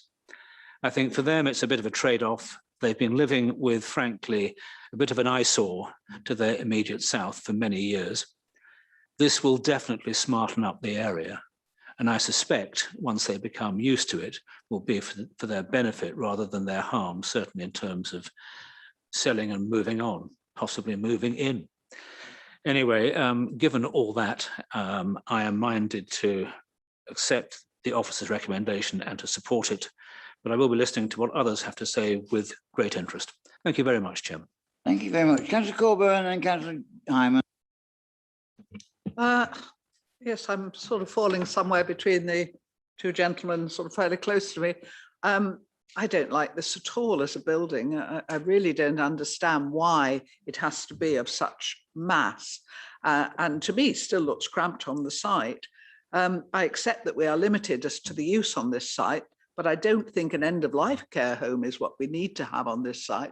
And I think it's the end-of-life provision that's going to be a real problem, isn't it? Because when people get so dependent, that's when they need the local services. I actually preferred the provision that was made in the previous application. I didn't like the design, but I certainly preferred the provision for the elderly that didn't just have an enormous great care home. We've got to think of Hindhead. I know it well. I used to drive through it every day to go to work. And yes, Andrew's site has been around for years and it's never been a thing of great beauty, but of course it was a working site. And when it had lawnmowers all over the place, actually it was quite fun in its own way. But you don't just fill up a site with something enormous just because it's there. And I just feel this is why are we doing rows of big buildings along this site? I don't understand it. Glenville Gardens isn't like that. Royal Huts replaced what I think was the Happy Eater, if I remember. Used to go there for lunch. You know, it was a one-off at the time because it had Andrews next to it. Then Moorlands is very discreet in the way it sits along the Portsmouth Road. This is in your face. I think the neighbouring amenity is harmed by it. I don't think there's any doubt. Those pictures that the officer showed of the outline of the building and then Glenville Gardens and the Royal Huts, I think it will dominate the scene in a way that I just think is unacceptable in visual terms. So I actually think this is over the top for this site, and I can accept that we need accommodation for the elderly. I can accept that we perhaps need more care homes, but not in Hindhead. You know, we've got to be a little bit more considerate of the area in which this is going to sit. It's all very well to say, well, it, you know, marks up our numbers, which it does, but, you know, it's going to sit there and you're going to have the Royal Huts, you're going to have this, and then you're going to have Moorlands, and, you know, where's the life in that? Where's the shape? We're supposed to be building societies, areas, communities that people want to live in. I will never understand, and it's not Ruth's fault at all, how putting something this big on a greenfield leads to a biodiversity net gain. Somebody will explain it to me at some point in my life, I'm sure, but at the moment, all I can see is this big green space being filled with this rather unattractive building for a need that I don't think reflects the need of the area in which it sits. It reflects the need of Waverley, but that's not what we're looking at. We're looking at an area of Hindhead very close to the spa, so we know it's difficult, but it's also a chance to do something really well on this site. And I'm sorry, I don't like this at all. I don't like the use, I don't like the lack of parking, I don't like the sheer size of it going across the site. If it were broken up, I would have more sympathy to it, but we just have this great lump of built form across the site. Yes, it's a better built form perhaps than's there, but that bit of green is huge. I mean, it's not a tiny bit of green to the where they used to put the lawnmowers. And I just think this is the wrong thing for this site. I think we can get accommodation on this site for the elderly, which is not as extreme as this, and in a better form. So I'm afraid I really can't support what I see on the papers at the moment. I just think it's wrong for Hindhead. Thank you very much. I think Mr. Edward wants to make a... Mr. Elwood, yeah. Just very briefly, I mean, Councillor Capeman will know this as other members. I mean, obviously, the matter of design is a matter for you, and it's a subjective matter, and absolutely, and I'll leave that to members, so I'm not going to jump in on that. The only thing I would say is there have been talks about, is this the right location? What, you know, is this the right use for the site? We're not we're not considering, and you'll know this, you're not considering whether something better could be provided on the site in terms of alternative uses. You're considering whether what's proposed in front of you is acceptable, and you know that, and that's fair enough. Really, it just then comes down to the the pluses and minuses and the balanced judgment that's been put forward, and whether you accept that or whether you feel that the harm caused in terms of design or whatever is sufficient to outweigh the benefits. The only thing I would say is there was mentioned there, a couple of people have mentioned parking. I would say that, just to be clear, there are 39 spaces proposed. This is an extra care facility. This is not, these people will not be having their own vehicles. So yes, some of the parking spaces will be used up by staff inevitably, and also by visitors, but this has been the subject of proper assessment by, so it's subject to a transport assessment that's been looked at by Highways, and they're more than satisfied with the parking provision that's proposed. So I would just urge members, if you were erring towards design, that's fine, that's a subjective matter, but if we have no objection from Highways, and the parking, I think, for this use is more than adequate, I would just steer you away from that avenue. Thank you.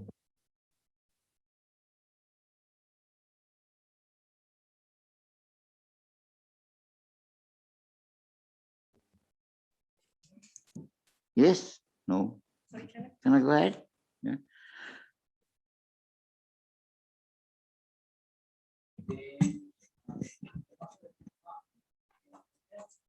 Councillor Hyman. Thank you, Chairman. Yes, I think from the sounds of it, the developer doesn't want to build it and we don't want it built. But we've got to work out the best thing to do. I am concerned that we're being told that there is an appropriate assessment. I would find that very doubtful, because I agree with the conclusions that the officers come to, that this could be allowed, whereas housing currently couldn't be. But that's the council's fault, it's the government's fault, it's Natural England's fault.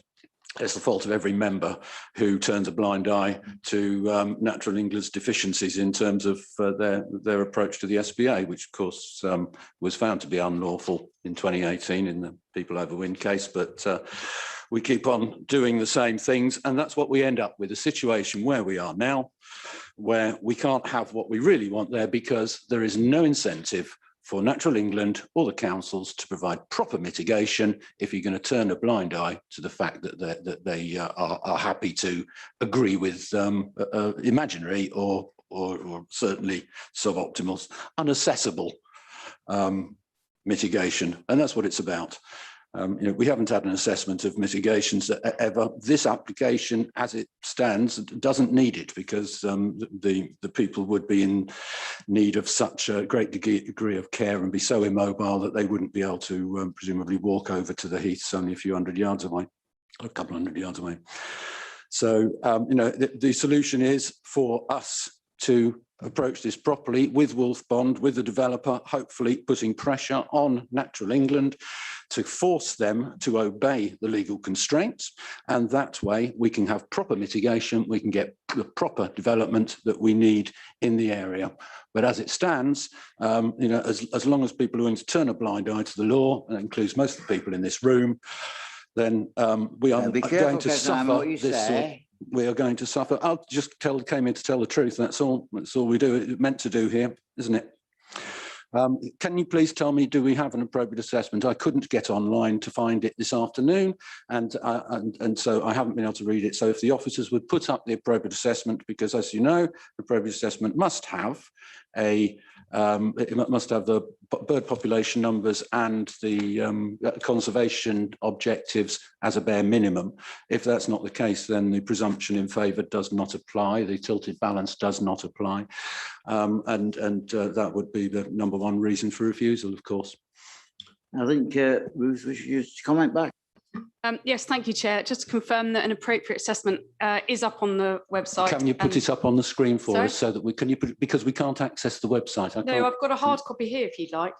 But it is on the website and it has been on the website for the last week. And Excellent. also the response from Natural England has also been on the website If for the you've- last week, who no, reviewed no, it. yeah, but what And I'd could you like- just let me finish and have concluded that the appropriate assessment is acceptable? But by all means, I will give you a copy of it so you can have a look No, at it now. I'd like if you would to look and see yourself in there and confirm to us whether it contains the conservation objectives, the targets for the long-term targets for bird population numbers, and the current and past bird population numbers. Because no one will believe me if I say it doesn't.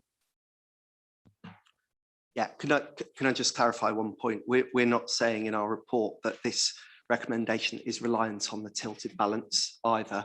This is one of the, for the lack of 5-year land supply, that's just a further consideration. This is a brownfield site within the built up area boundary. So I just wanted to make that point that that's not the only reason that we're recommending approval. We believe the site, the proposals are policy compliant. So thank you. Councillor Nicholson. Thank you, Chairman. I think what I'll do is now concentrate on the main 2 points of this application. And the first is that we're very limited in what we can do with this rather poor looking site. And the second, I think this is the best use of the site. It's well screened on 3 sides, and that's clearly important. It's not slap next to the road. The design is not perfect. It's okay. You have mixed brown colours. It's acceptable. Not as good as the neighbourhood moorlands, but overall, I think it's an acceptable scheme. Thank you. Thank you very much. I support Councillor Deer's sentiments on this scheme. If we have to build a care home, let it be a design which be exemplary. This is our chance. We are being constantly told to build well and beautifully. Let's take the opportunity to leave a design legacy in such a prominent position in Hindhead. But I realise that we have no alternative to have a care home on this site. But let's put something beautiful, something that actually can be looked at in 30 or 40 years' time, and it's a legacy build. Thank you. Thank you, Chairman. Just to remind members that the applicant said that there was a need, but the doctor said that there was plenty of space. Actually, until I moved to Chiddingfold, Greyshot was my surgery for 25 years, and it was very busy. Boundary Road is the bit that it's on, and it makes you from one side or the other, which is rather interesting in planning terms. Living in Chiddingfold now, both my neighbours on one side and the other in lockdown went up to Moorlands, from Chiddingfold up to Moorlands, so they are now in the Greyshot surgery. My daughter's father-in-law in Brackley, Northamptonshire, who's died 2 months ago, came down to Moorlands and was therefore with the Greyshot surgery. So the fact that there was plenty of space for everybody else to move up to Moorlands, which used to be the British Car Auction Rooms where my daughter used to work, before it became a nursing home. They are everywhere. Having lived in Bramshot, all my neighbours all are in old people's homes around. And I was going to move to Bramshot Place, which is a retirement development. And that is what is needed. But actually, as my 2 children weren't married, they wouldn't be allowed to live there either. So I moved to Chiddingfold. But the fact that there are plenty of spaces in Greyshot for older people, but I don't understand what end of life means, because you could be 28 and at the end of life. So that's not an old people's care home. So I find that one very different. But the architecture in this place is, I'm not going to say what I say. On page 28 of your agenda, the proposed front elevation on the Portsmouth Road, and everybody can see Andrews. It's been there for years, bought my lawnmowers there. They've all been serviced there. There's a large white building on the left-hand side with 2 little tiny windows and a huge great white flank wall. Nobody can tell me, I'm not an architect, but I can assure you that that is not architecturally attractive in such a lovely place. So on the design of it, the mass and bulk, I couldn't possibly support. And the fact that there's not a need in Greyshot, if there's a need for care homes in Waverley, then they should be distributed like we do planning. So Hazelmere has to have so many, Parnham has so many, Godalming has so many houses. Care homes, retirement homes should be equally dispersed. They shouldn't all be in Greyshot or Hindhead. Thank you. So I'm afraid I won't be supporting it on design, and the fact that the first reasons that the officer said was location of development. Well, the location of this kind of development is not in the right place. Sorry, Ruth. Thank you. I'll be sorry. Anyway, Councillor Mary-Louise, then Councillor Edmonds, I think. Thank you, Chair. I agree with the last two speakers. I mean, you're getting to a point where there's going to be a place like Hindhead which you run through because it's the place where everybody dies. I mean, it's sad. It should be a community where we should be integrating older and younger people. And that's something that I feel that our communities are now becoming more and more segregated.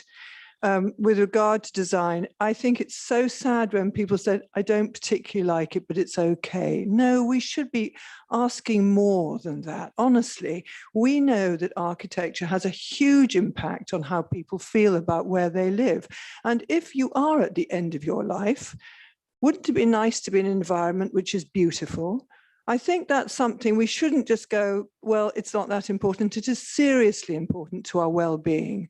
And I think that's something that I, again, feel I won't be voting for this because I'm very keen, and we have been told anyway by Jenrick, who I know has just lost his job, that design is a very important issue. And it's an important issue not merely because it looks nice, but because it has a huge impact on how we feel about where we are, who we are, and how we respond to our environment. It's really important for our mental health. So that's, I won't be voting for this. Thank you. I'll take Councillor Edmonds next, and then Richard. Thank you, Chair. I have a question on the contaminated land issue with 26 conditions. I'd like some assurance that it would actually be adequately addressed. Thank you. Yeah. Could you want to answer that, Ruth? Yes, thank you, Chair. Just in respect to the contaminated land conditions, they were recommended by our contaminated land officer. He went through a number of contaminated land reports in quite some detail, and they are as a result of her having reviewed those, and we would feel satisfied that they should address any contaminated land issues satisfactorily. Thank you. Councillor Rubini. Thank you, Chairman. Mine's a minor point. On page 34, I see Surrey Police have asked for condition requiring development to achieve secure by design accreditation. I don't remember seeing it in the conditions. Lewis? Yeah, thank you, Chair. I think that's been put as an informative as opposed to a condition, but I'm just double checking that it is down. I can't remember what informative number. 14. Oh, thank you.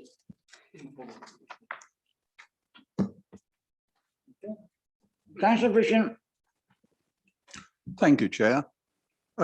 This building, I don't know, it's not in character with the street scene, obviously, but it'll be there for years and it'll be an eyesore. I would like to see a much more attractive building there. I think it's also rather overbearing on the neighbours. And it occurs to me it's more of a hospice than a care home. And I did notice there's over 40 letters of objection and only a few in support. So I'd like to see it restyled to be more attractive because, you know, it's not a pretty building. And architecturally, I think it's rather poor. Thank you. Councillor Hess. Thank you, Chair. One or two of my fellow members have referred very passionately to the design of this building. And I think in terms of the use, whether it's a care home or whatever, if it complies with the designation for the area in terms of the SPA and the proximity to it, if it complies with that, fair enough. If the applicant wants to build a care home there and spend millions of pounds doing it, then frankly, they're free to do that, in my opinion, and I'm sure that's probably the case legally. But there is such a thing as the Building Better, Building Beautiful Commission, which is a government initiative. And fellow members have referred to the elevations being unattractive. And I agree. We do have a one-off opportunity to send a message back to the applicant and their architects to come up with a substantially better offering for the long-term aesthetic benefit of the area. And, you know, a message to the architects: we have the most fantastic software these days where you can detail these sort of elevations so much better than I see in my pack here or up on the screen. How are members supposed to really judge what it's going to look like? We don't know whether those tiles are mass-produced concrete tiles or whether they're handmade clays. We don't know what the sort of real, true to life colors of the rendering will be, or really any detail. You know, we're supposed to judge these applications on very poor representations, frankly. And I know, having been in the industry, that there is really great software. You can actually render and produce great drawings these days and give more detail. You know, why should we have to accept the position of having to decide on what is going to occupy a very prominent location on the old A3 for the rest of our lifetimes and beyond, on the basis of really second-rate drawings, frankly, and second-rate elevation drawings? It can be done better, should be done better. We want our neighborhoods to look beautiful, you know, and there is a move towards building better and building beautiful. So I take Councillor Deer's point: go back and come back with something far more appealing, something far more attractive that we could support. Thank you, Chair. Thank you very much. Well, I think everybody's had a say now. Do you want to say something? Point of order, if I may, Chairman. Go on then. It's Article 13 of the Constitution, which is information, accuracy of information. This is not an appropriate assessment. It does not contain bird numbers. It does not contain favourable condition conservation objectives. Our lawyer will very quickly and easily confirm that Article 6.3 of the directive, which we have to refer to ourselves and have to abide by through Regulation 9.5 of the 2017 Habitats Regulations, the directive at Article 6.3 states that we must make our considerations in view of the conservation objectives and the court case in C 40 2013 paragraph 115 confirms that you can't carry out an ecological risk assessment. It's not an assessment, an appropriate assessment, if you don't have the conservation, the bird numbers in it. So, you know, we can't make that decision tonight without a complete. Even though I agree with the conclusions of what this document says, it is not a lawful appropriate assessment, which means that the paragraph 11 of the NPPF and the tilted balance, the presumption in favour of sustainable development, do not apply. And if we need to go into exempt because, you know, we need to get this development right at this place, and we're not going to do it if we're not going to do things honestly from the start. So I very much hope that we're supported by the developers in trying to get this straight and get this a development that really suits the place, rather than go for what Natural England's dodgy approach allows us to put there. Thanks. Some of your language, Councillor. Well, I'm sure it won't be satisfactory to Councillor Hyman, but my answer would be that this appropriate assessment has gone through Natural England, who are the national advisors on the protection of habitats, and they are satisfied. That's all I want to say, members. And the courts found that their approach was incorrect. You can't accept it, can you? I'm going to, as chairman, will move this to the vote, actually. And that the revised recommendation, the recommendation to approve this agreement, subject to conditions 1 to 5 as in the agenda report, conditions 6 to 7 in the update sheet, conditions 8 to 26 in the agenda report, and the additional condition 27 and informatives 1 to 14. Those in favour, please raise their hands. 4. Those against? Well, yeah, okay, I get the message. Yeah, sure. Well, just that what we've heard is predominantly around the design and being not of sufficient quality in terms of the character of the street scene and the local environment. So Ruth and Chris, are you able to sort of perhaps come up with something sort of roughly that we can put to members? Yeah, hold on that basis. Councillor Corbyn wants to speak, I think. Well, just to say, looking at the reason for the last refusal, you know, in many ways, what we're saying is the same thing. I know it's not the number of buildings, but it's the proposal by virtue of its scale, mass and design would result in a cramped and crowded development, which would fail to take the opportunity available for improving the character and quality of the area. Is that not what we're more or less saying? Very helpful, Councillor Corbyn, thank you. Are we happy with that? No, there is no appropriate assessment, so I'd want to, I have to say that I would want that added. I can't imagine anyone here is very keen on the idea of changing the ways of the past 15 years, but that's not an appropriate assessment and we should refuse on those grounds. We could put it as an addendum, not as a byline, effectively stating that an appropriate assessment has not been conducted. That's the way that inspectors do it, and we can do that. Chairman, Councillor Hyman, the Borough Council don't agree with you. I was just going to say, surely we speak as individual councillors here. And Councillor Hyman is perfectly entitled to speak as he wishes, but he doesn't speak for me or I presume No, most of us giving the sitting fact around what the courts have determined. No. Excuse me, but we are not represented by you, Councillor Hyman. Yes.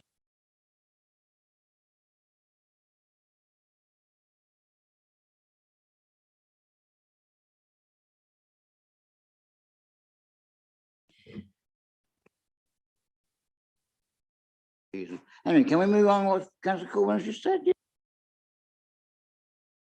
Well, I was just going to put a revised. Well, the permission should be refused for the reason, and I'm sure I've got a second of someone.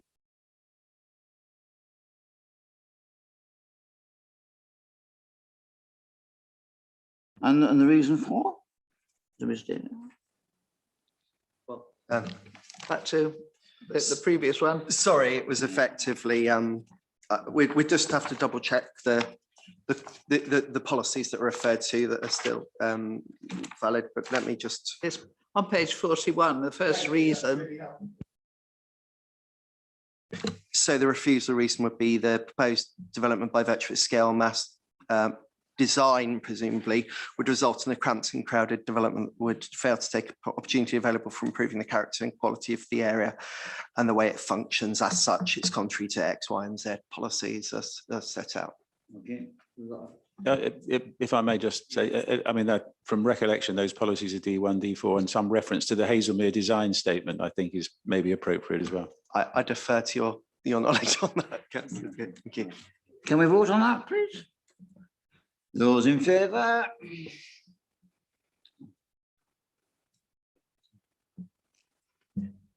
Those against? And abstentions? No. All right, thank you very much. Well, for the purpose of the recording, yes. Chairman, it's 10 for, 2 against and 1 abstention. Thank you. Okay, thank you very much. Okay, well, we'll move on. Okay, next one is WA 2021-01456, the land at 3 Forestdale, GU 266TA, the erection of a dwelling with vehicle access and associated works for the revision of WA 2020-1789, as amended by plans received on the 4th of August 2021, and Jessica Sullivan is officer to present. Jessica.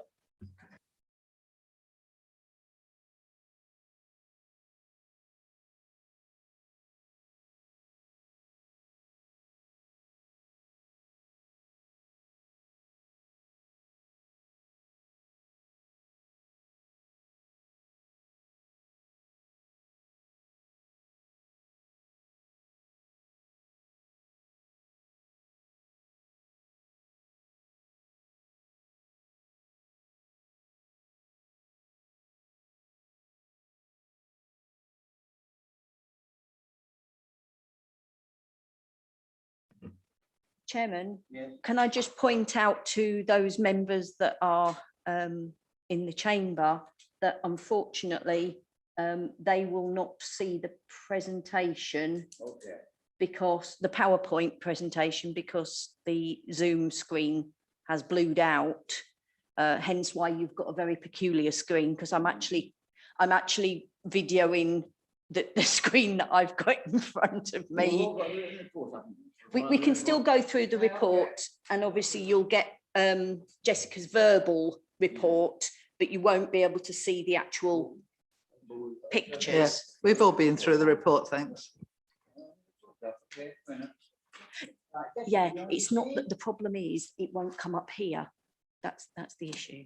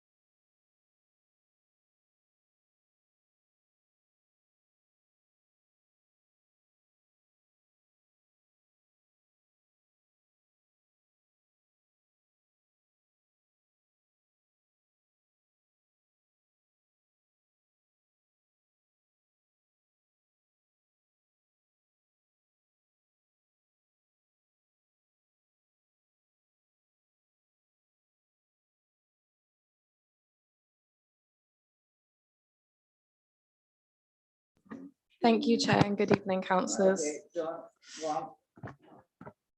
Thank you, Chair, and good evening, councillors. Apologies that you won't be able to see the PowerPoint.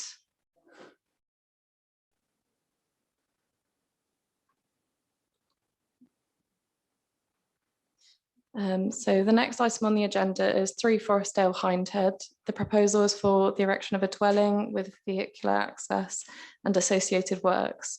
It's a revision of WA 2020-1789, which previously came to committee. The main differences between this application and the previous is that the height of the proposal has been reduced from 6.9 metres to 6.05 metres. And dormer windows have been included in the front elevation to provide outlook and improve the standard of accommodation. And the proximity to the side boundary has increased from 1 metre to 1.5 metres. The application has been brought to committee at the request of councillors Isherwood and Davidson for further consideration on matters relating to visual amenity, residential amenity, and the standard of accommodation proposed. In terms of updates, I've got a verbal update. There was an error in the officer's report.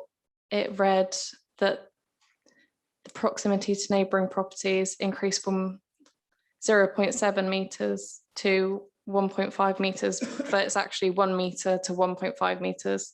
So that's on page 87 and 88 of the agenda document in the planning history and differences with previous proposal section.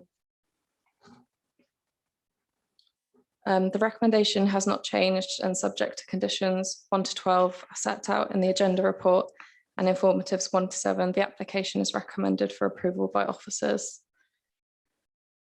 So the application site is located in the developed area of Hindhead. The application site is in the land outlined in red, currently part of the garden of 3 Forestdale Hindhead.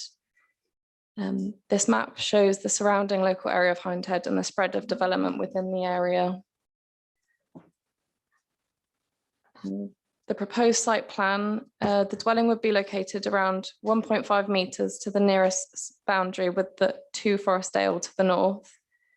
And the rear property would also be located 6 metres from the rear elevation to the rear property St Anthony and Copper Beach. The site plan has changed from the previous proposal, but it still allows for the site to meet the Waverley parking guidelines, but also allows for additional amenity space surrounding the property and for it to appear less cramped within the plot. The proposed elevations show the chalet bungalow style design with a hipped roof and low eaves. The front elevation includes dormer windows at first floor level, roof lights to the first floor rear elevation, and no windows proposed at first floor level in either side elevation. In the rear north side elevation, you can see that there are no windows proposed at first floor level, and the side,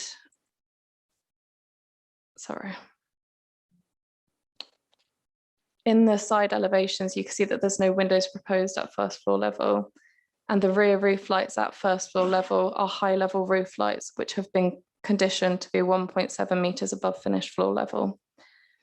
The proposed ground floor plan shows how the dwelling would provide adequate space and amenity in terms of the quality of accommodation, and that's the same for the first floor plan as well. The proposed street scene shows how the dwelling would look within the street compared to the nearby neighbouring properties, and how the ridge lines would fall with the topography of the road in Forestdale. Had some site visit photographs which are taken from the street scene, looking into the application site, and also had some more photos. Apologies, you can't see these. They are similar to the ones shown previously. So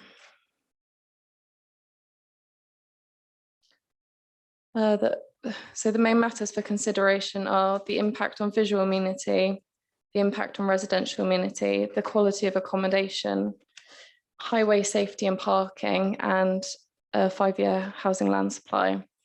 These have each been assessed within the officer's report and the visual amenity of the area. And the officer considers the proposal to not materially impact upon the design and visual amenity of the area, nor would it materially impact on the residential amenity of nearby occupiers, concluding that the proposal is in accordance with the development plan and as such is recommended for approval. Thank you, Chair. Thank you very much, Jessica. I do apologise for not. Well, we have a letter of objection, I believe, which you're going to read out. Yes, okay. So Kimberly is now going to be Fred Nightingale. Yes, I have a statement from the residents of Copper Beach. Unfortunately, the spokesperson's on holiday, so he asked if I could read this out. We object to the proposed development at 3 Forestdale, as stated in our many objections on your website over the last year. The agent for 3 Forestdale has tinkered so much with the plans that he has blinded everyone with endless documents and pictures, only to end up with practically the same proposal for a house that you rejected in planning application WA 2020-1789 last year. In summary, our objections are: the house footprint is far too large for this very small plot. Objection 2, a house is totally out of character with the rest of the bungalows in Forestdale and will tower over the existing bungalow at number 3. Objection 3, the land registry states we own 15 square metres of this plot, and depending on the outcome of this planning application, we'll decide whether we proceed with a civil action to repossess those 15 square metres. Objection 4, the building of a house on this very small plot leaves negligible garden area. And as one now knows from the experiences of the last 2 years, just how important a garden can be. Any garden that remains would be heavily shaded by trees. Objection 5, a worrying factor for this proposed development is the vehicle parking. As shown in our picture on your website, the reduced parking option could lead to vehicles being left in the narrow road, which is very close to a bend, just waiting for an accident to happen. Objection 6, as a development on this very small site has been rejected 3 times by Waverley Council, we see no reason for approval as nothing has really changed from previous applications. Thank you for listening. Fred Nightingale and Paul Hunt. Thank you very much. Right. Anybody wish to start the debate? I think Councillor Edmonds. Okay, sorry, I'm going to ask a question because there's something that surprised me in this. Can we actually give planning permission if there is a claim between the neighbours as to who the land belongs to? Oh, okay. Yes, and it's a civil matter, not a planning matter. And if the land then belongs to the other person, do they have to pull the house down? Well, that would be a civil matter for the courts. In theory, I could apply for planning permission on your garden land for a new house. You couldn't stop me putting in the application, but as the landowner, you would have power of vetoing me building that house in your garden. Okay, so how much weight should, so obviously they're veto. Zero weight, thank you. Zero. Okay, thank you. Right, who else? Thank you, Chair. One question. Can safe access be confirmed during construction? This looks to be a narrow road, and essentially emergency vehicles and public service vehicles should not be impeded during this construction process. Thank you. I presume the answer is yes, I suppose.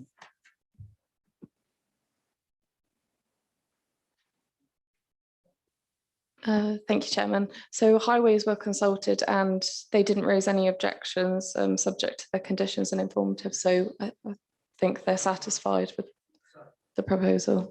What conditions did they impose then?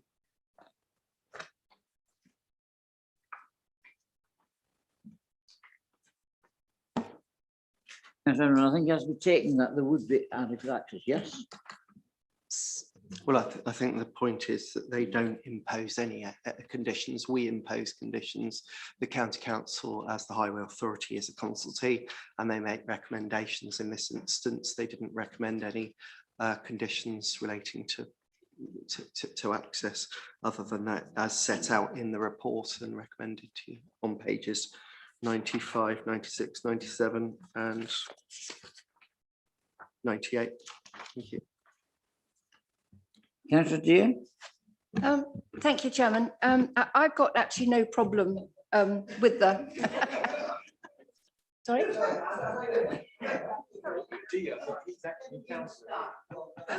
You carry on. You carry on. No. You crack on.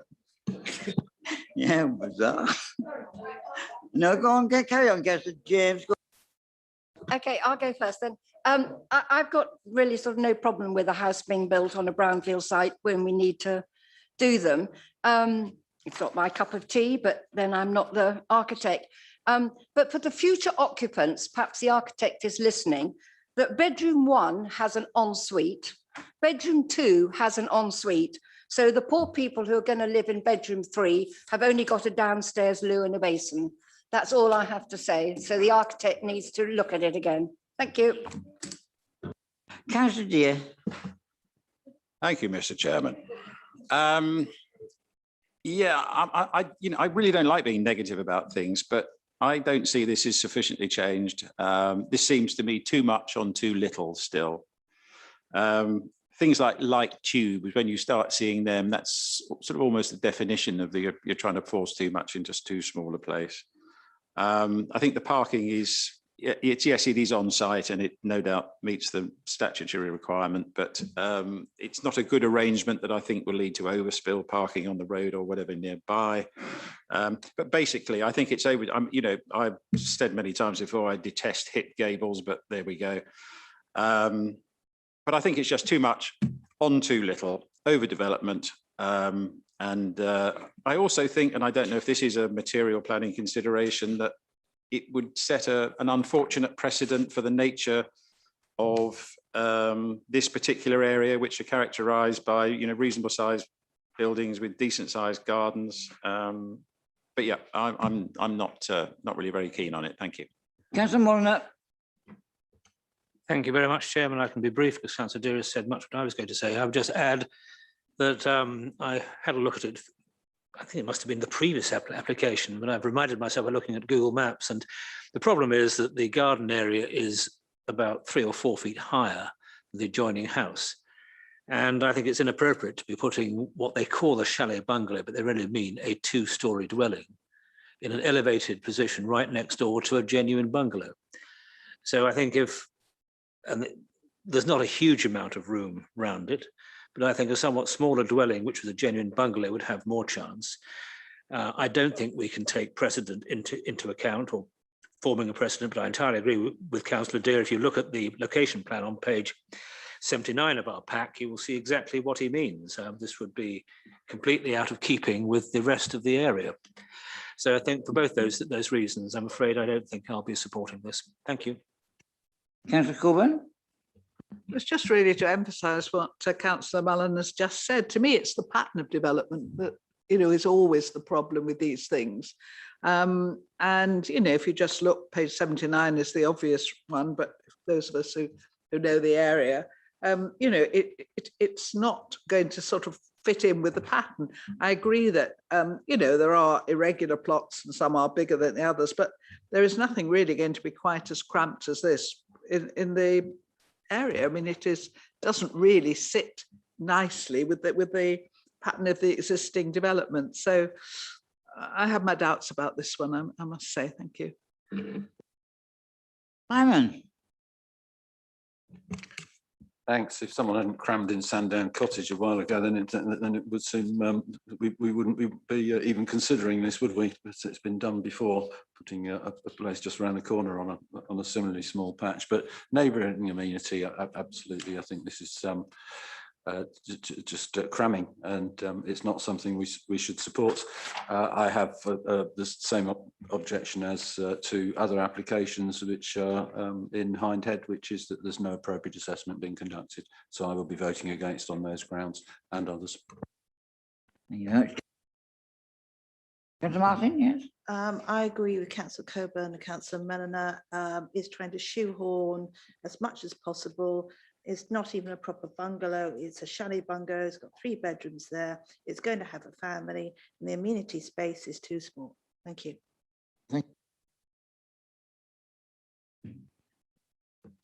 Thank you, Chair. This is effectively a house pretending to be a bungalow.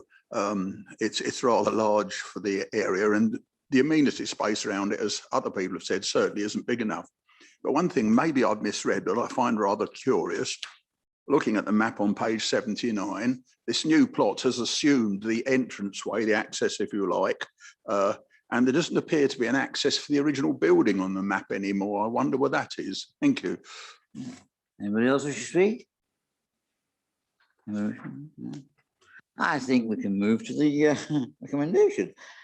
Subject to conditions 1 to 12. Jessica, do you want to answer these questions? Thank you, Chair. There's existing access to the property.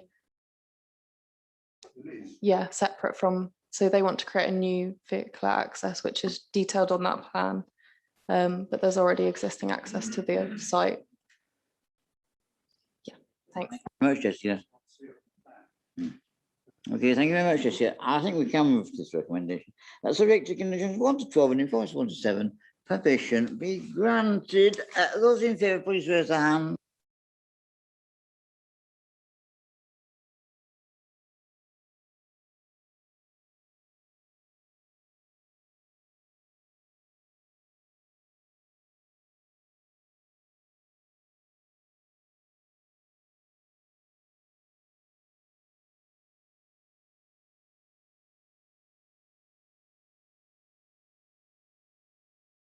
For clarification, Chairman, it's 3 for, 11 against and no abstentions. So therefore it's lost. Chairman, may I propose an alternative resolution? Well, sorry, I was just going to address members, if that's okay, Councillor Mulliner, and then obviously, if that's okay. I was literally just going to suggest that you would use the same reason for refusal as set out on page 88 for the previous one.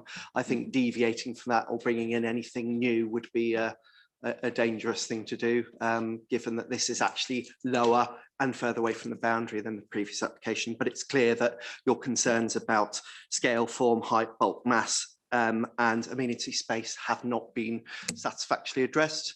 And so I suggest we would use exactly the same wording in the refusal reason. That would be my recommendation, but sorry for cutting across you there, Councillor. Well, I would like to move the alternative resolution to refuse, and I entirely agree that is the appropriate text to use on page 88. I would just like to improve the punctuation, though. Of its scale and form, height, comma, bulk, comma, mass. Isn't it surely scale, comma, yeah, or scale and form, comma, But height, I think, is a particularly key point in this and should certainly be given the dignity of having its own commas both before and after. Thank you. We'll Do I address have a that, second? Councillor Mulliner, thank you. Thank you very much. So, those in favour? Yes. And those against? And abstain?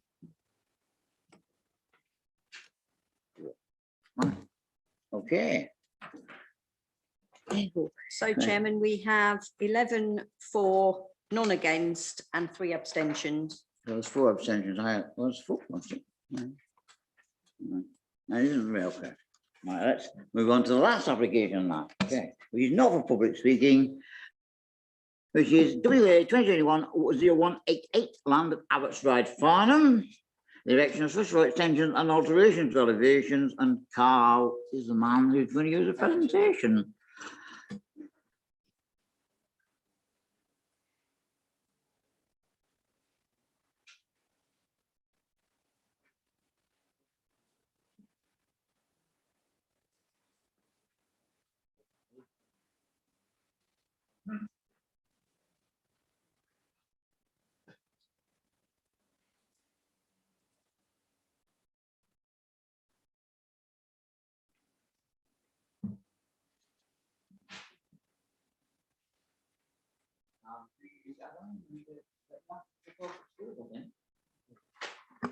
Thank you, Chair. Good evening, members. There's 2 verbal updates to inform you of. The first is just to correct a typo in condition 3, which should read as proposed extensions rather than new dwelling. And the second is to provide the context of Farnham Town Council objection, which is not expanded upon in the officer report.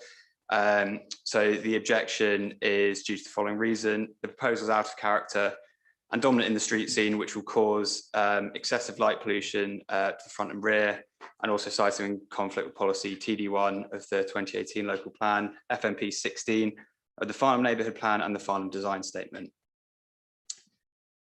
This application proposes first floor extensions and alterations to elevations at 8 Abbots Ride, Farnham. The site is situated in the built up area of Farnham along Abbots Ride. The site is outlined in red on page, I believe it's page 101 of the pack. The area comprises of detached dwellings set in a fairly regimented form. The character of the street scene is mixed, with some dwellings comprising of more traditional red brick and others of a modern palette, including directly opposite the site. Page 103 should show the elevations of floor plans of the existing dwelling. The existing dwelling has cream render and red tiles. You'll note that it has been extended from previously in the roof from a bungalow to the 1.5 story dwelling. Then on page 104, this shows the proposed extensions. As you can see, the extensions create 2 gables that utilize a modern palette of a dark wood cladding, off-white render and grey cladding, with the front and rear utilizing the same materials. From the side elevations, which unfortunately aren't in the officer report, I can confirm that the height increase of the eaves is from 2.9 to 4.7 meters on the larger gable, and the ridge increase is from 6 meters to 7.5 meters on the larger gable. Then you'll note from the proposed floor plans that there isn't an increase in footprint in the due to the extensions, just sort of an increase in first floor area. And so the main matters for consideration are design and impact on visual amenity and impact on residential amenity. Thank you, Chair.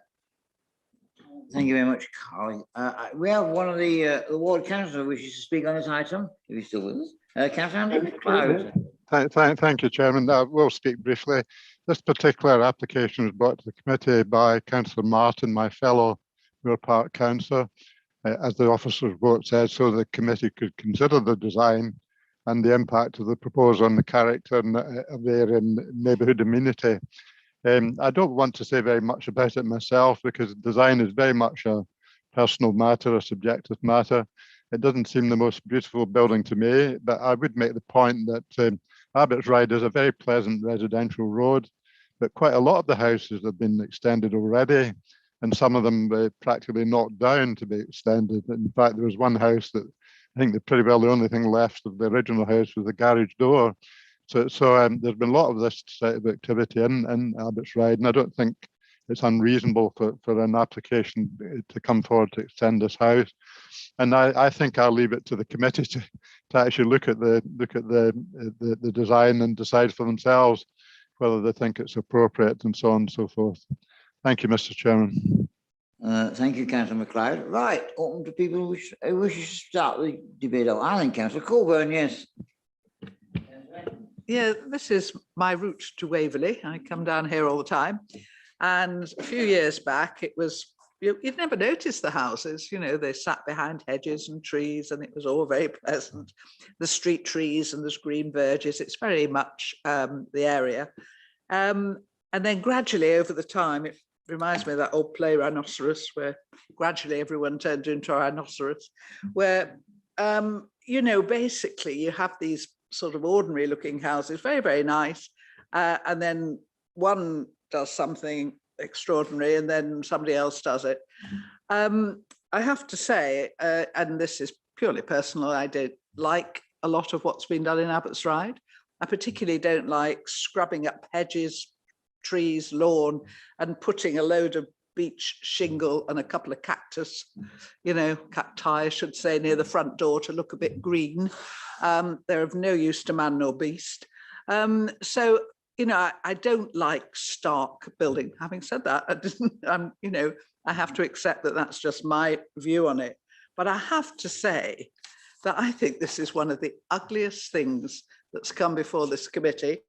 The only one that I think beats it is Pine Grove. Those of you remember Pine Grove, that looked like a sort of factory. Don't know what it was making, but I just think this is so plumb ugly. Do you know, if the grandchildren gave me this as a house, I would say, oh, you know, it's very nice, dear, but you think you should put that window, make it a bit better. You know, I just think it's extraordinarily awful. I really, really do. I won't say it's the most awful one that's going to be in Abbots Ride, because there are one or two that I think are equally unpleasant. And as I say, I know it's a purely personal thing. And I certainly couldn't turn it down just because I don't like it. And certainly Councillor MacLeod's quite right. There's been a lot of change. But, you know, the MPPF has put in the word beauty, has put in the creation of high quality, beautiful and sustainable building is fundamental to what the planning process should achieve. And whatever this is, I don't believe there's any eyes could call it beautiful. I really don't. But I shall be corrected on that by my fellow councillors, I'm sure. Thank you. Well, okay. I think it's Councillor Edmonds, Councillor Martin, Councillor Hess. Thank you very much, Chair. I've got a question as regards the amount of glass. It relates to climate change. The amount of glass will create a thermal problem in summer by overheating and a problem in winter by cooling. It is, in terms of climate change, a bad design. I mean, essentially, the Farnham Town Council has mentioned about light pollution. Light pollution is under government policy that it should be minimized. I don't think the design is compatible with climate change. So under those circumstances, I would vote against it. Thank you. Yes, going back to Councillor Edmonds, on the proposed plans on page 104, it doesn't actually make out that the triangular thing in the roof is actually a light. It's a glazing. So this is quite a lot of light pollution as well as the back of it. The application is totally out of character to those along Abbots Ride, and it would be very dominant in the street scene. And through this glazing on the roof would be excessive light pollution to the front and rear of the development, and it's contrary to the Farnham design statement. We've spent time and we've gone to consultation, we've gone to referendum about our neighbourhood plan and our design statement. We should be supporting the Farnham design statement. It makes our areas in Farnham intrinsically characters. And I'm sorry, putting something in this is riding roughshod over it. Thank you. Councillor Hess. Thank you, Chair. Well, I support everything that's been said by my fellow councillors. It's almost as though the owner and architect are trying to out ugly the other examples that have cropped up in Abbott's Ride.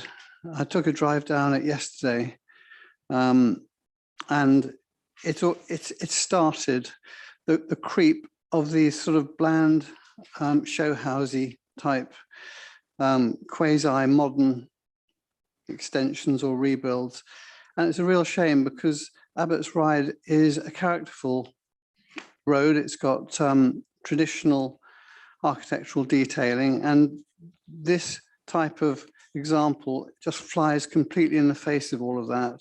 It just totally ignores what's there.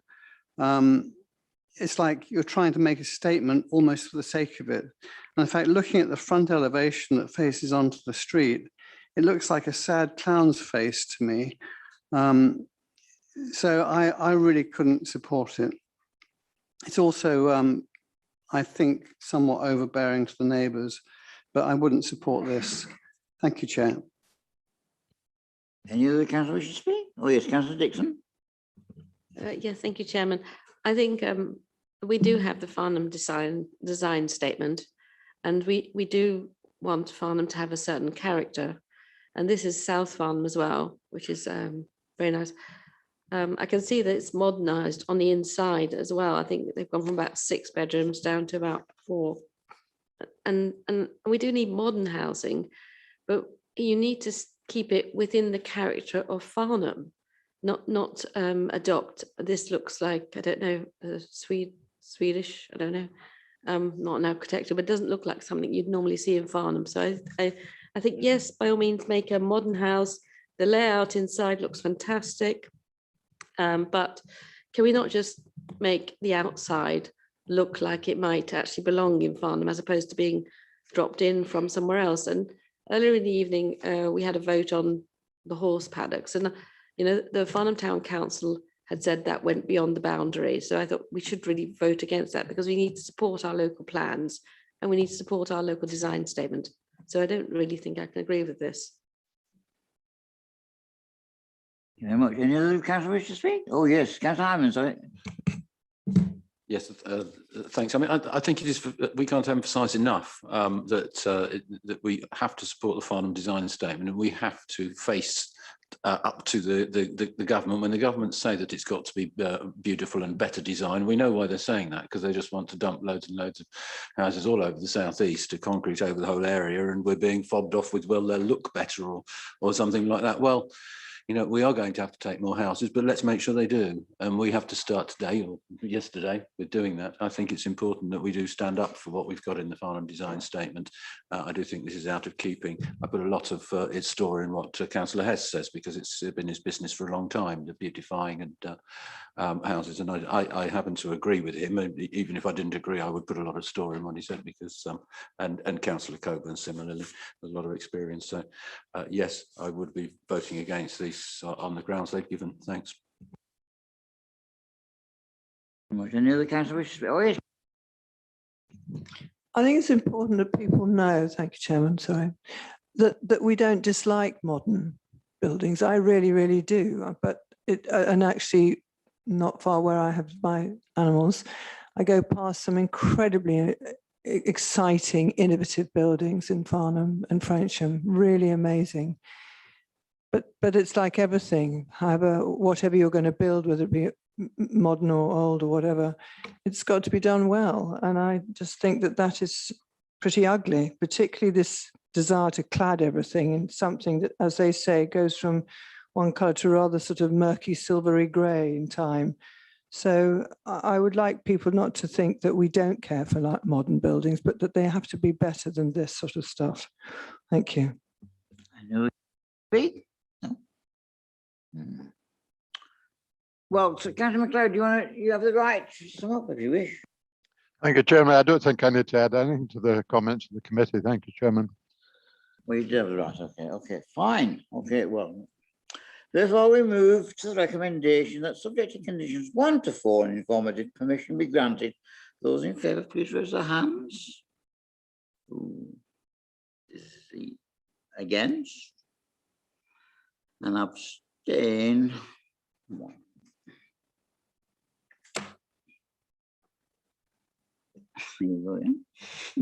Okay, Chairman, so that's no councillors for the application, 11 against and 3 abstentions.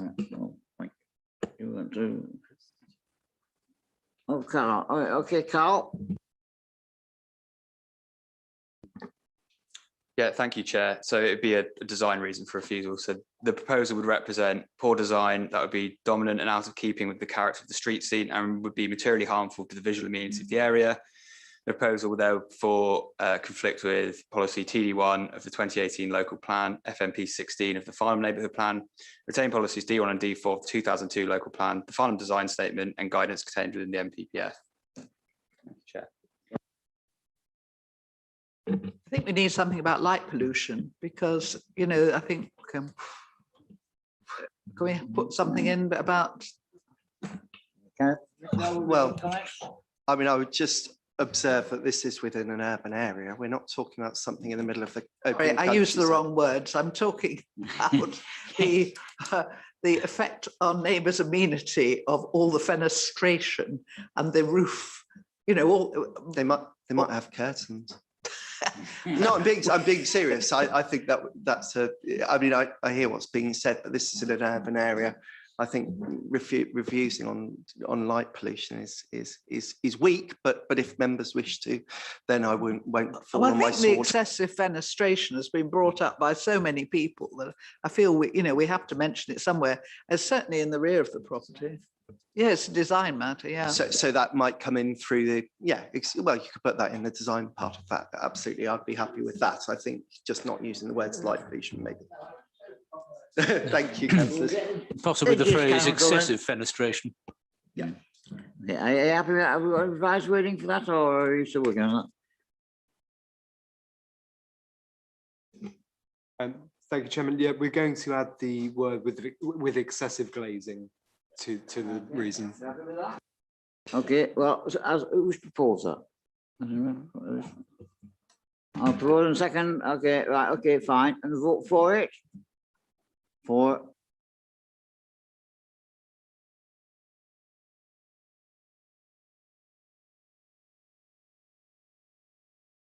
Kimberly. By the hands, I would say that was a unanimous 4. Yes, okay, thank you very much. Okay, right. Well, we're at the end. I don't think there's any exempt session, except I will have to say, use some news. I did say we might have an additional meeting on the 26th of October. That is now not going to happen. You'll be glad to hear. Well, you may be glad to hear, may not be glad to hear, but we may have to have an additional meeting sometime, possibly in December or November. I don't know. We'll have to wait and see how it goes. Yes. It will depend. Yeah, but we're not having one on the 26th of October. Okay.